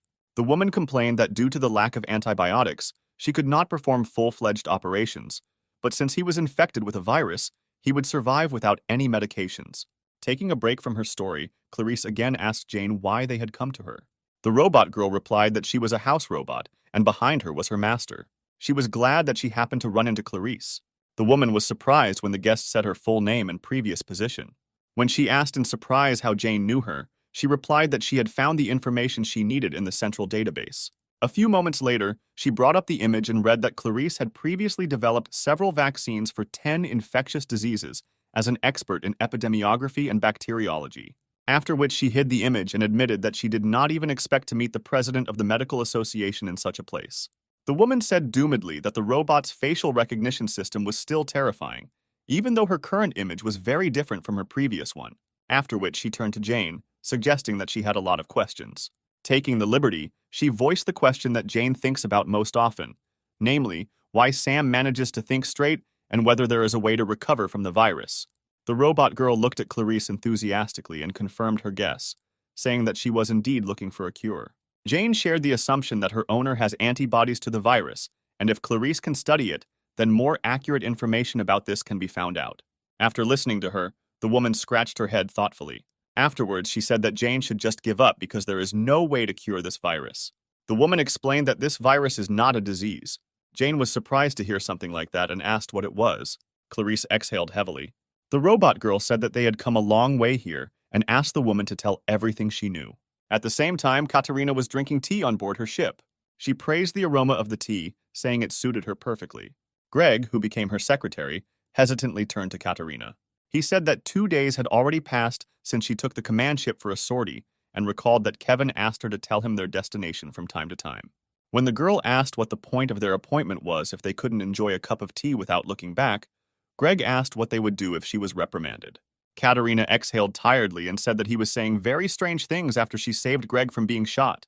Then she took off her glasses and looked at him irritably, asking a question about who, in his opinion, would dare to reprimand her. Then she exhaled and asked her to tell Kevin to just be on guard until he received his orders. Suddenly, she saw something in the glasses that caught her attention. Looking closer, she saw the same robot girl and her owner in the company of Clarice. Katerina was glad that they had finally made contact. At the same time, Clarice talked about how the virus is not a disease, but an evolution. Surprised, Jane asked what this was supposed to mean. The woman replied that it was similar to how a monkey evolved into a human. She explained that initially evolution would have taken 250,000 years, but now, due to some external interference, people are in a state of rapid development. Unreasonable aggression, loss of sanity, and increased physical capabilities are a few distinctive characteristics that appear only in the infected. But the most remarkable characteristic among all is that the infected can survive even without food. Based on the results of the research, it was established that zombies are superior to humans. Their cells are still in the process of dividing. Even if they do not eat, the infected continue to live. They do not attack humans because of their natural instinct to increase their species. Ultimately, Clarice came to the conclusion that curing this virus would be akin to turning a human into an ape. She explained that the reason Sam is able to maintain a modicum of sanity is not because he has antibodies, but rather he is simply a mutant. That's why Clarice said Jane should give up. Afterwards, the woman headed back to the house, saying that she should know the procedure for exterminating the infected around the world, and using this information, she should take Sam and hide, continuing to live where no one would find them. This is the best that Jane can do for her master. After listening to her, the robot girl suggested that perhaps this virus should be studied not from the side of pathology, but from genetic engineering and biotechnology. Jane said that they would head to the best research institute in Sector 23. After that, she bowed, thanking Clarice for the useful information. The woman asked her in bewilderment if she really was a robot, and if she was really not capable of doing calculations. Jane replied that she had checked everything several times since the beginning of their journey. She agreed that the probability of success was almost zero, and there was no way for an ordinary robot like her to do something that even a doctor like Clarice couldn't do. But Jane was not going to give up so easily, because she is the only family Sam has. Smiling sadly, she said that the best thing she can do now is not to hide, but to find hope. After her words, Clarice remembered her past when she was still working in the laboratory. One of her colleagues said that they are obliged to announce that the evolution of humanity is now happening, and they cannot correct it no matter what. But Clarice objected. They could not stop there, because this is where the best doctors from all over the world are gathered, and if they give up, then millions of people are doomed. Hearing her words, other workers came up, saying that if it was said that something was impossible, then that meant that it was impossible, period. None of her colleagues supported her. Clarice realized that she could not convince such a large number of people alone. Taking off her ID cards, she was informed that the result of the popular vote had been announced, and 97% supported the idea of a U-200 boy, U-200 be killing the zombies. Eventually, everyone left, leaving Clarice alone. Remembering this, the woman laughed. She said that a robot that truly cares about its owner should really be like that. Clarice apologized for her callousness, saying that she really wanted to see such determination again. Then she invited Jane to come inside, intending to show her something interesting. The robot girl followed Clarice along with her master.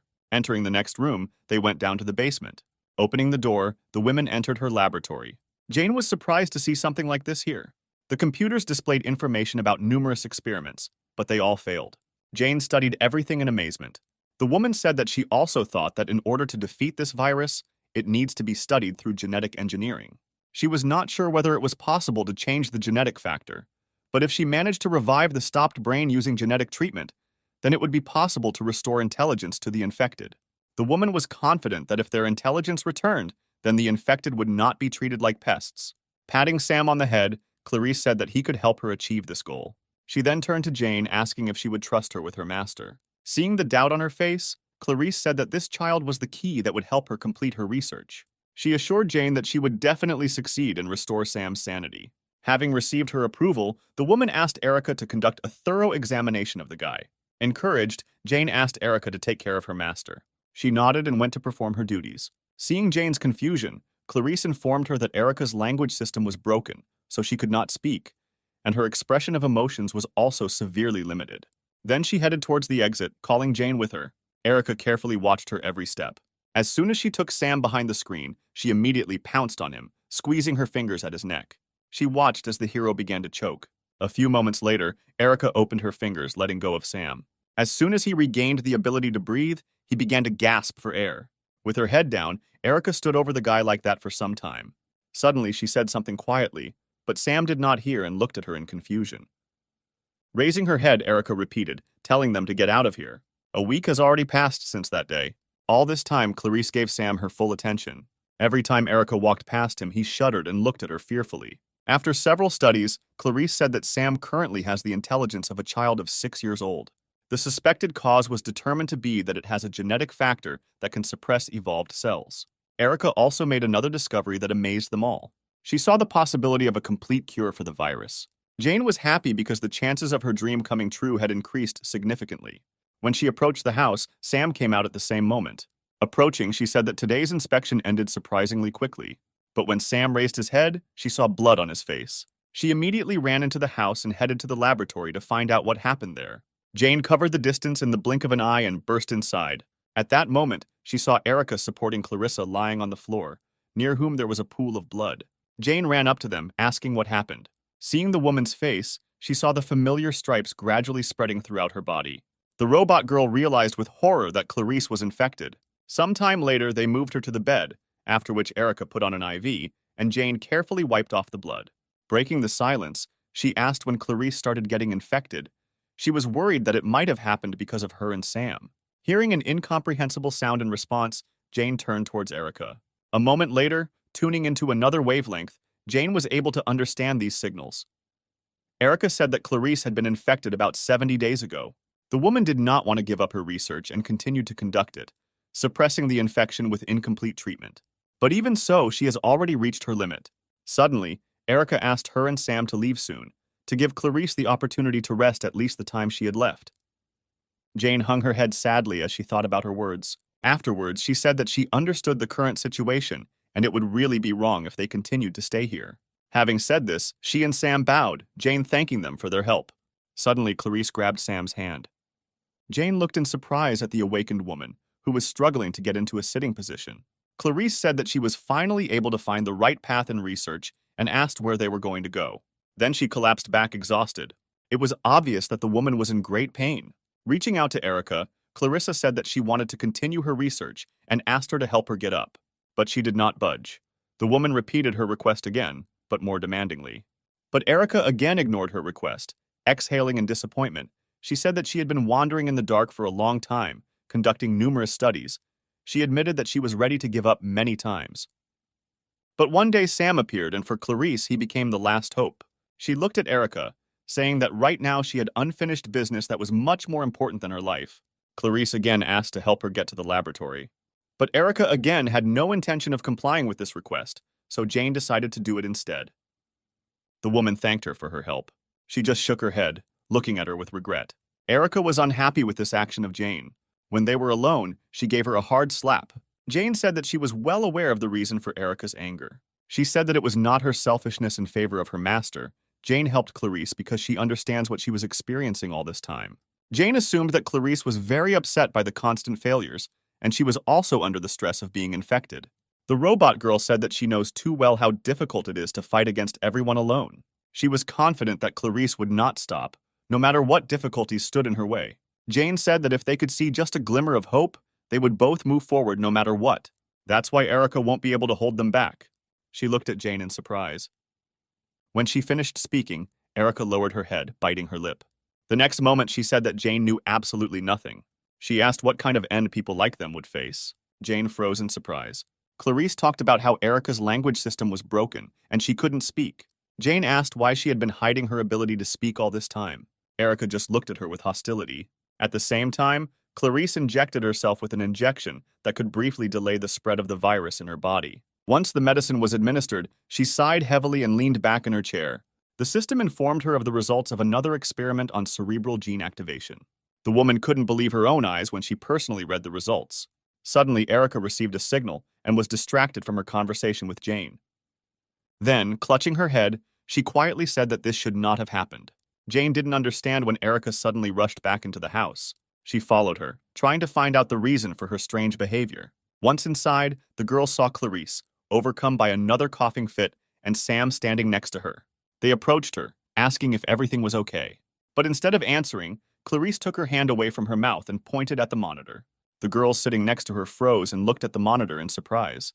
The last experiment carried out was successful. Jane was incredibly happy because she had a chance to heal her master. Eliza was also amazed that Clarice still managed to accomplish what had recently seemed impossible. The woman looked at Sam, saying that all the answers to what was happening were in him. She thanked him.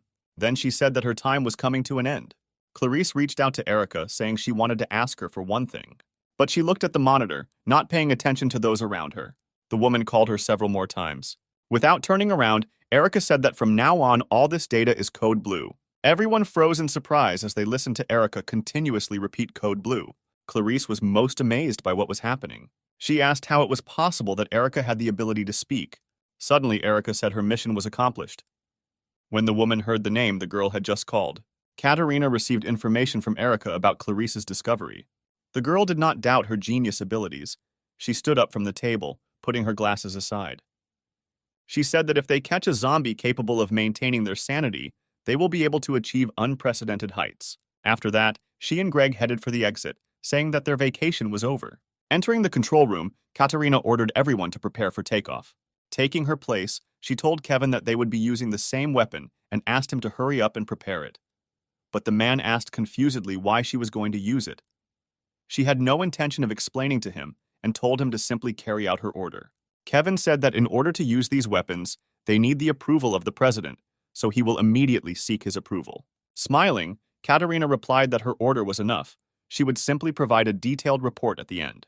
The man had no choice but to follow her orders. After this, he informed everyone that they would be using Mars and gave orders to begin preparing it immediately. The ship was approaching Clarice's house at high speed. Jane sensed danger approaching. She stood up abruptly, telling everyone that enemies were approaching them. The woman was surprised that their location was discovered so quickly. Jane told everyone to stay here while she fought and ran towards the exit. Clarice tried to stop her, shouting that it was too dangerous for her to approach the military. But she was seized by another coughing fit. Erica sat down next to her, offering her a glass of water. The woman asked the reason for her action. She just looked down sadly. At this time, Jane had already run out into the street. Looking up, she stopped. Jane noticed an approaching ship. After checking all the data, she discovered an unusual structure on it and established that it was a new type of military weapon, about which there was no information. The robot girl activated her body's power-up. She was determined to stop the enemy no matter what. The next moment, Jane jumped into the air towards the ship. In a few leaps, she was right in front of him. The weapon was already fully loaded and aimed at her. A moment later, a shot was fired. Jane realized that Clarice's research was the hope for all humanity, so she was obliged to protect her. Putting her hands in front of her, she created a protective barrier. The moment Jane appeared in their field of vision, the image from the cameras was transferred to the screen. Katerina's expectations were confirmed. It was obvious that the safety of the owner was paramount for this robot. Then she ordered Mars to be activated. Jane managed to create a large energy barrier. Katerina wondered if this robot could survive an attack from Mars. While in the laboratory, Sam, Erica, and Clarice heard loud noises outside. When the energy charge approached Jane, she covered herself with a barrier, not allowing it to pass further. With every second, more and more damage appeared on her body. She made a mistake in her calculations and realized too late that she was not able to contain such a large amount of energy. A few seconds later, there was a powerful explosion. At that moment, Clarice walked outside with Erica and Sam. She didn't understand what kind of light it was. When the bright flash from the explosion faded, the unconscious Jane flew down. Her body fell a few meters from the house. She did not respond to their screams, and small currents passed through her hands. Frightened, Sam and Clarice rushed to her. On the screen, you could see the boy lowered himself near the body of his robot. Kevin couldn't understand how an ordinary robot managed to stop a bomb that could destroy an entire mountain belt. Getting up from her seat, Katerina said that all robots are designed the same way as super soldiers. The girl suggested that today they could get more useful information. Turning to Kevin, she said that the most important skill of a commander is accuracy in assessing enemy capabilities. Then she ordered the hatch to be opened because they were going down. At the same time, Clarice and Sam sat next to Jane's motionless body, hoping to get at least some reaction from her to their voices. Suddenly, a huge shadow loomed over them. Clarice looked up to see what it was. The enemy ship stopped directly above their small group. Suddenly, the mechanism activated. A few moments later, a cabin containing military personnel descended. Clarice froze in surprise when she saw a familiar face there. As she descended, Katerina did not take her eyes off the woman. As soon as the cabin reached the ground, the doors opened, letting the girl, accompanied by military robots, out. Stopping in front of Clarice, she smiled. Erica helped her up. Katerina spoke first, saying she was glad to meet her old friend again. She noticed that her appearance had changed a lot over the past year. Without hiding her malice, Katerina said that this image suits Clarice much better. The girl looked at her in surprise when Clarice asked why she was still following her. Katerina replied that being the commander-in-chief is not easy. Even if Clarice committed a criminal offense, she cannot just arrest her. She reported that every day she receives reports about every step of the woman standing in front of her. After listing some of Clarice's most significant moments during this time, Katerina paused before continuing. She even knew the reason why the research laboratory was destroyed. When the government learned of the confidential information that this laboratory had obtained regarding the virus, it had to be destroyed. From the day Clarice received her scar in that dilapidated building, she was always on Katerina's gun. The woman understood what she meant. Freeing her hand from Erica's fingers, she asked why she betrayed her. Erica responded that the word treason doesn't really apply to this situation because she is property that belonged to the government from the very beginning. Clarice's eyes widened in surprise when Erica said that she was given 2 orders as a government robot, the first of which was to act as if her speech system was damaged in order to avoid leaking information. And the second order was that she needed to deliver an infected person who could control his mind at least partially. Clarice couldn't believe that this really happened. Having finished her story, Erica headed towards Katerina. The coughing fit again overtook the woman. Hearing this, Erica turned around looking at her regretfully. But she did not dare to approach and turned away. Wiping the blood with her hand, Clarice said that she should have known that she would not have been released so easily that day. Katerina just smiled slightly. Raising her head, Clarice assumed that the first phase of the project would soon be completed. She knew that the Venus project was aimed at destroying the virus. The woman remembered very well the day when she first heard about Venus. In 1976, a meeting was held at the general headquarters. Some have put forward the idea of immediately exterminating all infected people. But Clarice opposed it, saying that it was too much even for the government. She suggested that they try to find another way to get rid of the virus by isolating those infected for a while. Clarice tried to convey to them that the victims were still people.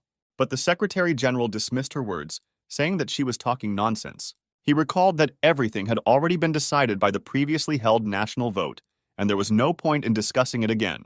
93% of the public supported their policy. The man blamed Clarice for the fact that such a situation resulted from her incompetence. On her orders, the medical community did not warn anyone about the impending disease. She interrupted him, correcting the vote he had previously stated, which was 76 to 24%. Clarice said that this was the result of a private poll conducted by the World Medical Society before the popular vote. She said the results are similar, but the difference in scale is too great. Looking at Tom, Clarice asserted rather than asked that the voting results were rigged. After her words, the man jumped up from his seat. He asked what evidence she had so that she could talk such nonsense with such confidence. Clarice ignored him and again addressed the council members with the words that there was no point in exterminating the infected. She argued that recently the virus has been spreading throughout the continent and infecting people, which means that somewhere there is another source of infection, in addition to the main infection from infected people. Katerina, along with everyone else, listened to the assumption of the president of the medical society that this source could not be discovered so easily, and no matter how many infected they killed. At this rate, they would not be able to stop the virus. Clarice also said that they are currently developing a new treatment called genetic factor treatment. She assured everyone that she would be able to show significant results within the next 6 months. But Tom interrupted her, saying that Clarice had been raving about her impossible project for a long time. The man opposed it, saying that they could not let the situation in the world take its course for 6 months. The owner of the Dom OZ company, which develops robots, suddenly intervened. He said that his company had long ago begun to develop a plan for quarantining the infected using robots, providing them with all the necessary means. If they were allowed to act immediately, they could quarantine 80% of those infected in just 2 months. Clarice thanked him for his detailed explanation. She then continued by saying that the current epidemic is the worst in the history of mankind, and if the government takes control and publishes a plan, they can regain the trust of the people. She suggested immediately requesting a settlement fund from the president. Andrew intervened again, saying that this idea would not succeed. He explained that the settlement fund had already been requested, but the president immediately rejected it. Clarice was shocked to hear this. She asked why the president rejected this plan. Andrew stood up from his seat and left the table. Walking around the table, he began a story from afar, saying that in Germany there was an old province ruled by a tyrant, and the fanatics of this province were fired up with the idea of founding their own country. They planned to call this country the Third Empire, While it was being created, their military expenses increased, and soon after that, the World War began. Passing by Clarice, the man said that that tyrant had one absurd dream in which the whole world was at his feet. After a pause, Andrew continued, saying that that tyrant had achieved his dream. At that time, the Third Empire had overwhelming military power. A tyrant could turn the entire world into countries under his control, or into ruins in just 2 years. Frowning his brows, Andrew said that their success was short-lived, and 4 years later the whole world was united and the tyrant was executed. Thus, the Third Empire collapsed. Spreading his arms to the sides, the man summed up that a world government union was created to rule the whole world. Clarice asked in bewilderment why he decided to talk about this now. He stood there for a few seconds thinking about something.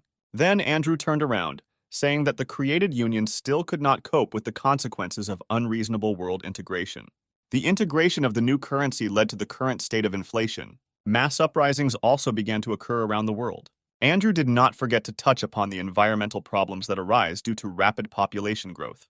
Even the problems of mass unemployment were caused by the technological revolution associated with the advent of robots. That is why Andrew believed that the government was on the verge of destruction, and in the current situation, it could not cure the infected and take any measures. His speech was interrupted by Clarice, asking whether it makes sense to destroy the infected simply because subsequent actions will fail. Turning to her, he replied that the point was, having abandoned the third class, put the second in order and change the situation for the better for the first class. Then he snapped his fingers. At the same moment, virtual monitors appeared in front of everyone. Everyone began to peer carefully at the image. Andrew said it was a plan written by the president himself. Clarice looked in bewilderment at the document, which contained a solution that could change the whole world in an instant. The Venus Project was introduced to everyone in this room. Andrew asked everyone to read the project summary on the first 3 pages. He said that there are also plans there that must be carried out by individuals. As Andrew advised, everyone read the indicated pages. Reaching the main plan, Katerina grinned, calling it madness. Clarice read line by line with horror. A few minutes later, the man again attracted attention. Clapping his hands, he said that he wanted to raise the most important issue of the day. To be more precise, today they had to discuss the first phase of the Venus Project. Clarice couldn't believe her ears when she heard that the goal of this phase was to reduce the world population to a minimum. She interrupted him, saying that they were all crazy. Clarice tried to convince the man that this was all nothing more than a simple massacre. She suddenly fell silent, noticing the actions of the others. Everyone in that room rose from their seats and cheered loudly in support of this plan. One of the women said that with the help of this wonderful plan, the whole world can be reset. She then pointed to the monitor, saying that what she liked the most was the part about confiscating the residents' property and using the resulting resources. She recalled that 4 years ago they abolished all ATMs and replaced them with cryptocurrency. Due to the fact that all the property of the population is recorded in the World Bank, they can easily confiscate everything. The man sitting across from Clarice said that if they confiscated and redistributed the confiscated money, they would be able to deal with the problems of inflation and bridge the gap between social statuses. Others also supported the plan, saying that in the future, they could expand the capabilities of robots and offload much of the routine work that people did to them. One of the men said that now, during the robotic industrial revolution, overpopulation is tantamount to poison. Another man said that since no one had any objections, all they had to do was establish an acceptable number of victims. Clarice stood there, unable to believe that these people were actually discussing such an inhumane plan. Everyone began to actively propose their own options for how many people and what percentage of genders they should keep. Katerina suddenly intervened, saying that she had previously asked the president a question about what percentage of the population they could kill in 1 year if they fully mobilized the army. Although she was joking at the time, after simulating the situation, Katerina came to the conclusion that they could destroy approximately 86% of the population. After thinking about her words, Tom guessed that the result should only be 1 billion, which was quite good. The rest also supported the value of 1 billion, after which Andrew said that although they had reached an agreement, they should not break the formalities and proposed a vote. Clarice couldn't bear to listen to this anymore and slammed her fist on the table, drawing attention to herself. She asked if they had forgotten exactly how the Third Empire was destroyed. Clarice recalled the crazy idea of integration of races carried out by the tyrant. That massacre was not even recorded in the history books. The blood of more than 120 million ordinary people was shed, resulting in a riot. She asked if they really wanted to do something like this again. The woman, with tears in her eyes, asked whether it was worth rejecting the Third Empire then, if now they were going to carry out a massacre 10 times worse than that one. Andrew ignored her, saying that voting was ongoing. He asked everyone who agreed that the population should be reduced to 1 billion to raise their hand. Everyone raised their hands unanimously, with the exception of Clarice. After examining everyone, the man said that the decision had been made, and after the completion of the first phase of Venus, the number of survivors should be 1 billion. Clarice was unable to influence anything that day. Afterwards, she told the press about this plan, but not a single mention of Venus appeared, and scientists who shared her view were brutally killed by the military. That day, the research institute was strewn with many corpses of budding scientists. Only Erica and her owner Clarice managed to survive, although she was in serious condition. Clarice assumed that it was during this period that Erica deceived her. Katerina said that saving the life of the former president of the medical community was a kind of insurance. At the moment, doctors are on the side of the government. They also want to find a cure, but they have too little chance of success. The girl admitted that Clarice is the most outstanding person among those researchers who cannot find a single clue, let alone develop a cure. When she realized that the woman was also infected, she herself was ready to give up. But luck was on her side. She said that a zombie suddenly appeared and retained its sanity. Clarice asked how far the first phase of the Venus project would go. Although this was secret information, Katerina was ready to share it with her as a reward for finding a cure. She said the current rate is 84% of the population. To date, 52% have already been destroyed. Katerina was sure that if everything went smoothly, then only 16% would remain uninfected. She confidently stated that they could achieve this result in less than 5 months. Afterwards, the girl said that the second phase will come after the medicine is provided to the whole world. It was difficult for Clarice to learn the details of the current situation in the world. A couple of seconds later, she pulled out the plate hidden in her pocket. Showing it to Katerina, the woman said that no matter her efforts, such a terrible plan would not be carried out. She explained that in her hands, there is a hard drive that stores all the data about the medicine. It exists only in a single copy. The next moment, Clarice broke it into 2 halves. Katerina was overcome with horror as she realized exactly what the woman sitting in front of her had just done. She screamed that she had gone crazy, and with such an action had doomed many lives to the mercy of fate. Clarice replied that because of her actions, they would have no choice but to stop the murders. The woman was sure that even if it wasn't her, someone in this huge world would definitely create a cure. Katerina listened to her, barely containing her emotions. Clarice understood that she had very little time left and decided to give one last piece of advice to Katerina, saying that humanity cannot be judged for its numbers. The girl just frowned, not hiding her irritation. Then she turned around, saying that she no longer needed Clarice. Returning to the cabin, Katerina gave the order to the military robots to get rid of this woman. Hearing her words, Sam raised his head and looked at her in surprise. He tried to say something to stop Katerina. Realizing that he would achieve nothing in this way, the hero tried to shout to Jane. But she did not react to his voice in any way, and then Sam began to disturb her body. At the same time, Jane's automatic recovery mode boot was activated. The energy core has already been restored by 30%. The robots are already approaching Clarice. She just closed her eyes, resigning herself to such an end. The next moment, the woman heard a weapon being pointed at her. But when nothing happened for several seconds, she opened her eyes and looked ahead in surprise. The robot said that he could not attack her because it would be a violation of the law. Hearing this, Katerina began to laugh quietly. However, the very next moment she was laughing out loud without holding back. Turning around, the girl said that a few moments ago, Clarice was very cute with that expression on her face. Then she said that everything was exactly as she had imagined. Nodding towards Erica, Katerina said that although she did not receive the drug data directly, it did not mean that she lost. The girl said that all this time Clarice had an excellent robot with her. After her words, Erica disconnected the part from her device, with which she communicated with Jane the last time, and gave it to Katerina, who said that copying the data at this time is even easier than taking candy from a child. Clarice was startled by this and shouted at Erica not to do this because this information should not fall into the hands of the government. At the same moment, a sharp flash of pain pierced her. The next attack meant that the effect of the previously injected medicine had ended, and the disease began to spread further with accelerated force. The woman curled up on the ground with pain coursing through her entire body. Looking at this picture, Katerina assumed that the virus was gradually beginning to take over her mind. Smiling, the girl said that very soon Clarice would evolve into a monster. But since she had taken a significant step towards creating a vaccine, the woman should have no regrets. Excited, Erica rushed towards Clarice. Sitting down next to her, she asked her how she was feeling. Turning around, Erica asked Katerina to fulfill her promise and keep her word. She recalled that the girl promised her that if the mission was successfully completed, she would save Clarice's life. Shielding the owner, Erica said that she would soon become a zombie, and then she would no longer be able to tell anyone any secrets. Erica begged Katerina to keep her promise. Looking at this scene, the girl remembered the past. A year ago, this robot also begged to save Clarice. Snapping her fingers, she replied that she never forgets her promises. After a pause, Katerina said that unlike robots, people know how to lie. Erica looked in surprise at the girl standing in front of her. The next moment, many shots pierced her body. When the military robot stopped firing, Erica collapsed to the ground. Clarice, lying on the ground, watched this in horror. Shouting out her name, the woman tried with all her might to crawl towards Erica. Frowning her brows, Katerina said that she was the first to be insulted in this way. Never before had an ordinary robot tried to make a deal with her.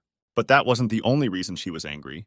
Katerina was well aware that Erica had tried to ruin her plan when she tried to get rid of Sam. The girl said that she could not forgive her for this mistake.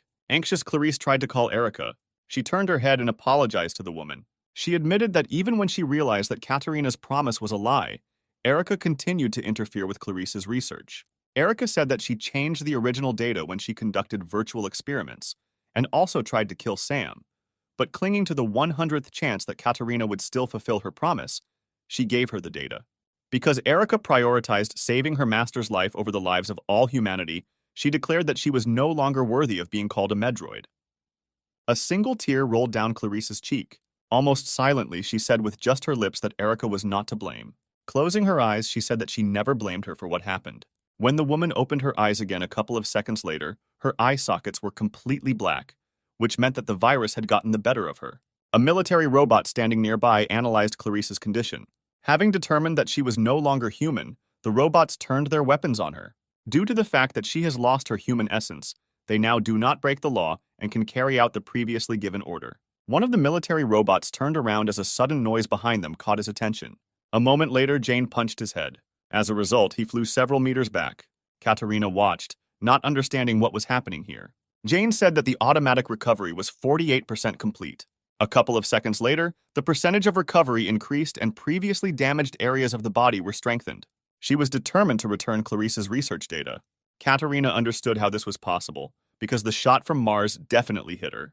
Kevin wondered a similar question about how the damaged robot was still able to move. He turned to one of his subordinates, who scanned Jane and reported that she had completely stopped functioning, asking what was going on here, but he could not give a reasonable answer. Looking at the screen, Greg remembered the time when he himself fought with this robot. After the fatal attack was dealt to her, he deemed Jane no longer competent. But suddenly she recovered and became stronger. Greg said that this home robot is fraught with many secrets. Kevin ordered military robots to be sent as reinforcements. Meanwhile, Jane was already running towards the military robot. Approaching him, she kicked his torso, punching right through him. Then she grabbed his head. A moment later, Jane pinned the robot to the ground. At the same time, dozens of military robots were released from the ship. Noticing this, Jane raised her head up, watching what was happening. A few seconds later, the robots landed with a terrible noise. Dozens of robots appeared opposite Jane. After conducting self-diagnosis, she found out that the integrity of her body was only 40%. Her goal was to get closer to Commander Katerina and return data on a medicine that could cure the virus, and then escape from the current situation. She intended to destroy obstacles in the form of military robots that appeared. A moment later, the robots took up their weapons and began shooting at her. But Jane deftly dodged the bullets, moving at high speed. Approaching one of the robots, she cut his torso in half. Jane knocked the other one away with a kick to the stomach. Clarice and Sam watched in surprise. The guy did his best to support Jane. The woman managed to retain the remnants of her mind, and she was aware of the current situation. Jane desperately fought against the military robots, trying to make her way to Katerina. Kevin, who watched this, experienced great tension. He realized that ordinary military robots were not enough to deal with Jane. He asked a subordinate if they could carry out an attack from the air, but was told that this was not possible at the moment. Greg had been carefully watching Jane's movements all this time and analyzing the situation. At one point, he shared his observations, saying that she was weaker than before. Jane herself at that moment was trying to fight off the robots that surrounded her from all sides. Greg explained that her movements were not as fast as last time, and he assumed that she had not yet fully recovered from Mars's shot. Suddenly, one of the military robots grabbed her arm. The next moment, Jane lost this limb. She frowned, realizing that losing her arm at such a moment could make the situation critical. Despite this, Jane continued to attack her opponents with her remaining hand. The war robots raised their weapons again and pointed them at her. This time, she was unable to escape the fire. The system warned Jane that the energy core had been damaged. With every second, the integrity of her body was rapidly decreasing. A moment later, the vision sensor was also damaged and the self-healing process was forcibly stopped. With difficulty, Jane managed to catch the sound of approaching footsteps. Before she passed out, she saw the silhouette of Katerina stopping opposite. The girl was pleased with what she saw in front of her. It amazed her that she had fought so hard to match a human. Slowly raising her hand, Jane said that her target was approaching. She reached out to Katerina standing next to her, repeating that she was obliged to return the data. But Jane fell before she could reach her goal. Katerina looked at her indifferently. A moment later, she admitted that Jane managed to surprise her because she has the ability to self-heal, which is built only into super soldiers. She then turned around and ordered the military robots to take Jane with them. The girl planned to provide it to Andrew from the House of OZ for analysis. She was wondering who was the creator of this model. Sam jumped out of his seat and ran to Jane. He approached her within seconds and intended to attack her from behind. But Katerina turned in his direction, sensing a threat. She managed to dodge Sam's attack and his fist flew into the ground. She was surprised that he decided to attack her. The boy, who retained his mind after infection, interested the girl no less than his robot. The next moment, she gave a signal to the military robots. Katerina said that it would be better if she captured it herself. Taking out her sword, she said that to complete this task, she did not need to leave Sam's arms and legs intact. At that moment, he rushed at her. She pointed the blade of the sword at him. But a couple of moments later, the boy froze in surprise, never having reached Katerina. Clarice managed at the last moment. Standing in front of Sam, she took the blow upon herself. Katerina did not have time to stop, and the blade went through the woman who suddenly appeared. She clenched her teeth from the pain coming from the wound. A moment later, she screamed that the pain experienced by the patient was equivalent to death. The girl was amazed that Clarice managed to retain the ability to speak. Suddenly, the woman approached Katerina, saying that she should feel this pain properly. The next moment, she bit her on the cheek, tearing off a piece of skin. Due to the fact that the girl recoiled sharply, her cap fell to the ground. When Clarice looked at Katerina's face again, her eyes widened in surprise. She asked what caused such a reaction in the woman. She asked if the zombies didn't like the artificial flesh of the mechanical doll. Looking at Clarice's surprised face, Katerina said that it was a doll that could synchronize with brainwaves, designed to protect important people. She explained that artificial intelligence does not have a conscience. The doll only reads the brainwaves of its owner and is controlled by them. Katerina's position was too high to go out and fight the polluted creatures herself. Suddenly, Clarice's consciousness left her. The exhausted woman fell to the ground. At the same moment, the doll transmitted the received data to the real Katerina. After that, she sheathed the sword and, looking to the side, noticed a wary guy. Picking up her cap from the ground, the girl looked at Sam and asked why he didn't attack. Smiling, she said that he knew what futile attempts were. Then she turned around and headed back to the cabin, said that their mission was over, and commanded the military robots to grab Sam and Jane. Following her orders, one of them grabbed the guy who was desperately trying to escape. Another grabbed the unconscious Jane. The remaining robot aimed its weapon at Clarice, who was lying in a pool of her own blood, with the goal of completely destroying her. Erica, who was conscious, tried to shout to her mistress. Sam saw this too and broke free from the robot's hands to come to the aid of his friends. Suddenly, Jane opened her eyes again, but the system notified her that movement was not possible at the moment. Her hull was only 2% intact, with 28 hours and 30 minutes remaining until complete recovery. A moment later, the emergency program was launched, and based on the results of scanning the surrounding area, a humanoid robot was detected at a distance of 25 meters. After analyzing Erica's condition, the system reported that all requirements had been met and preparations for the transfer had begun. A couple of moments later, the system was forced to boot. The operating system installation was successfully loaded. After this, Erica's body began to recover quickly. She opened her eyes for a few seconds. Suddenly, the robot targeting Clarice was destroyed in an instant. Hearing the shots, Katerina turned around to see what was happening. Clarice had regained consciousness by this time and watched what was happening in amazement. The system reported a successful system update and the medical module was disabled. Now Erica's combat skills prevailed, with the help of which she got rid of the robot a moment ago. Kevin looked at the screen in bewilderment, not understanding what happened this time. He was sure that this medical robot was disabled, but suddenly all its damaged parts were restored. Katerina felt the same bewilderment at what was happening. Erica applied the cloth to clean Clarice's wounds. She said she was able to stop the bleeding. Although the words were difficult for Clarice, she said that today she had already managed to see a miracle several times, looking at Erica's restored body. She just looked sadly at her mistress, assessing her condition. Clarice suffered fatal internal injuries. Erica did not want to admit that the chance of survival was practically equal to 1. Extending her hand to her, Clarice said that she should leave here as soon as possible. At least she should survive. She put her owner's hand back, saying that she should rest a little. Erica promised that she would take care of everything. After examining the weapon in her hands, Katarina realized that the weapon in Erica's hands was a combat module. The girl had a bad feeling. She commanded the military robot to deal with Erica, but she was already running towards them, preparing for an attack. When she came within their range, the robots opened fire. Suddenly, she jumped up, moving out of the line of fire. Erica then attacked her opponents from the air. The military robots were destroyed in the same instant, falling under her attack. She also got rid of the robot holding Sam. Then she freed Jane by shooting the robot in the arm. Moments later, having destroyed more enemies, Erica landed. Raising her head, she looked around. Kevin didn't understand how an ordinary medical robot got such combat power. He could explain Jane's similar strength because she was a modified model, but this robot was from a mass-produced model, and it certainly couldn't be modified. The man could not find a single logical explanation for the sudden change from medical to combat class. Katarina guessed that Jane was somehow involved in this. Breaking through the military robots, Erica approached Katarina, pointing her weapon at her. She wanted to say something to the approaching robot, but did not have time. The next moment, Erica shot the doll in the head. From such a sharp break in communication with the doll, Katarina felt a little discomfort. Kevin ordered everyone to proceed to launch an aerial bombardment. The data on the cure was already in their hands, and they no longer needed to be careful. A girl who stopped next to him said that this was not enough, because that medical robot was on the same level as Jane, or even stronger than her. She also noted that Erica specializes in long-range attacks, and it is not known whether they will be shot down if they attack indiscriminately. Katarina ordered their ship to be raised higher. Her order was carried out immediately, and their ship began to rapidly gain altitude. Erica watched this, standing next to the motionless body of the commander doll. Katarina said that all her pride was destroyed along with the doll's head. Sometime later, she was informed that the altitude had been reached and recharging of Mars had begun.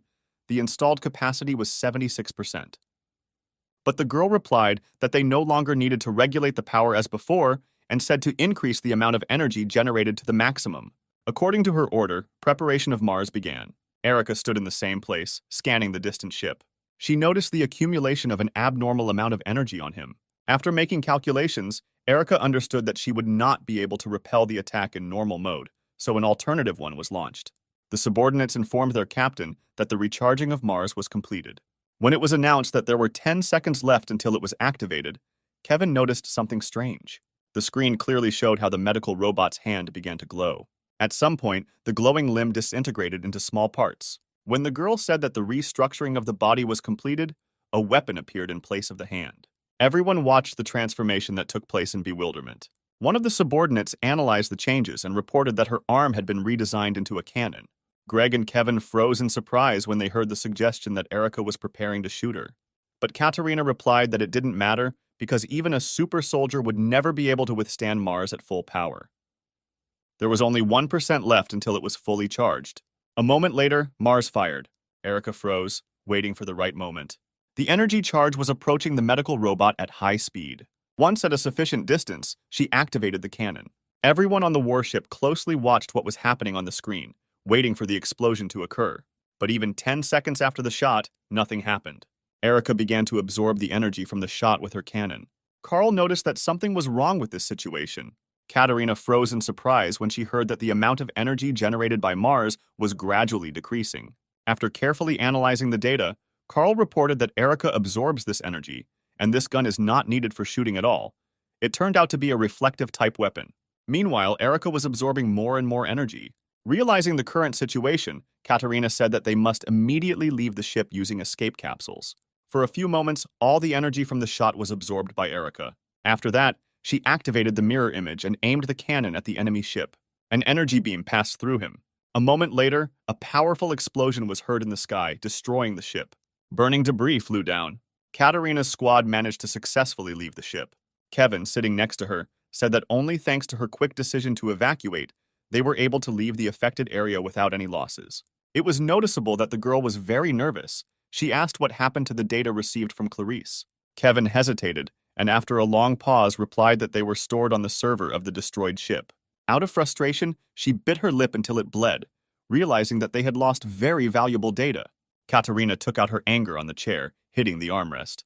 Then she said that they should go to the headquarters of the House of Oz Company, but the surprised Kevin asked if they should first return to their headquarters to report on the current situation. Katerina replied that they would still visit the House of Oz first. She had to find out what was wrong with these robots.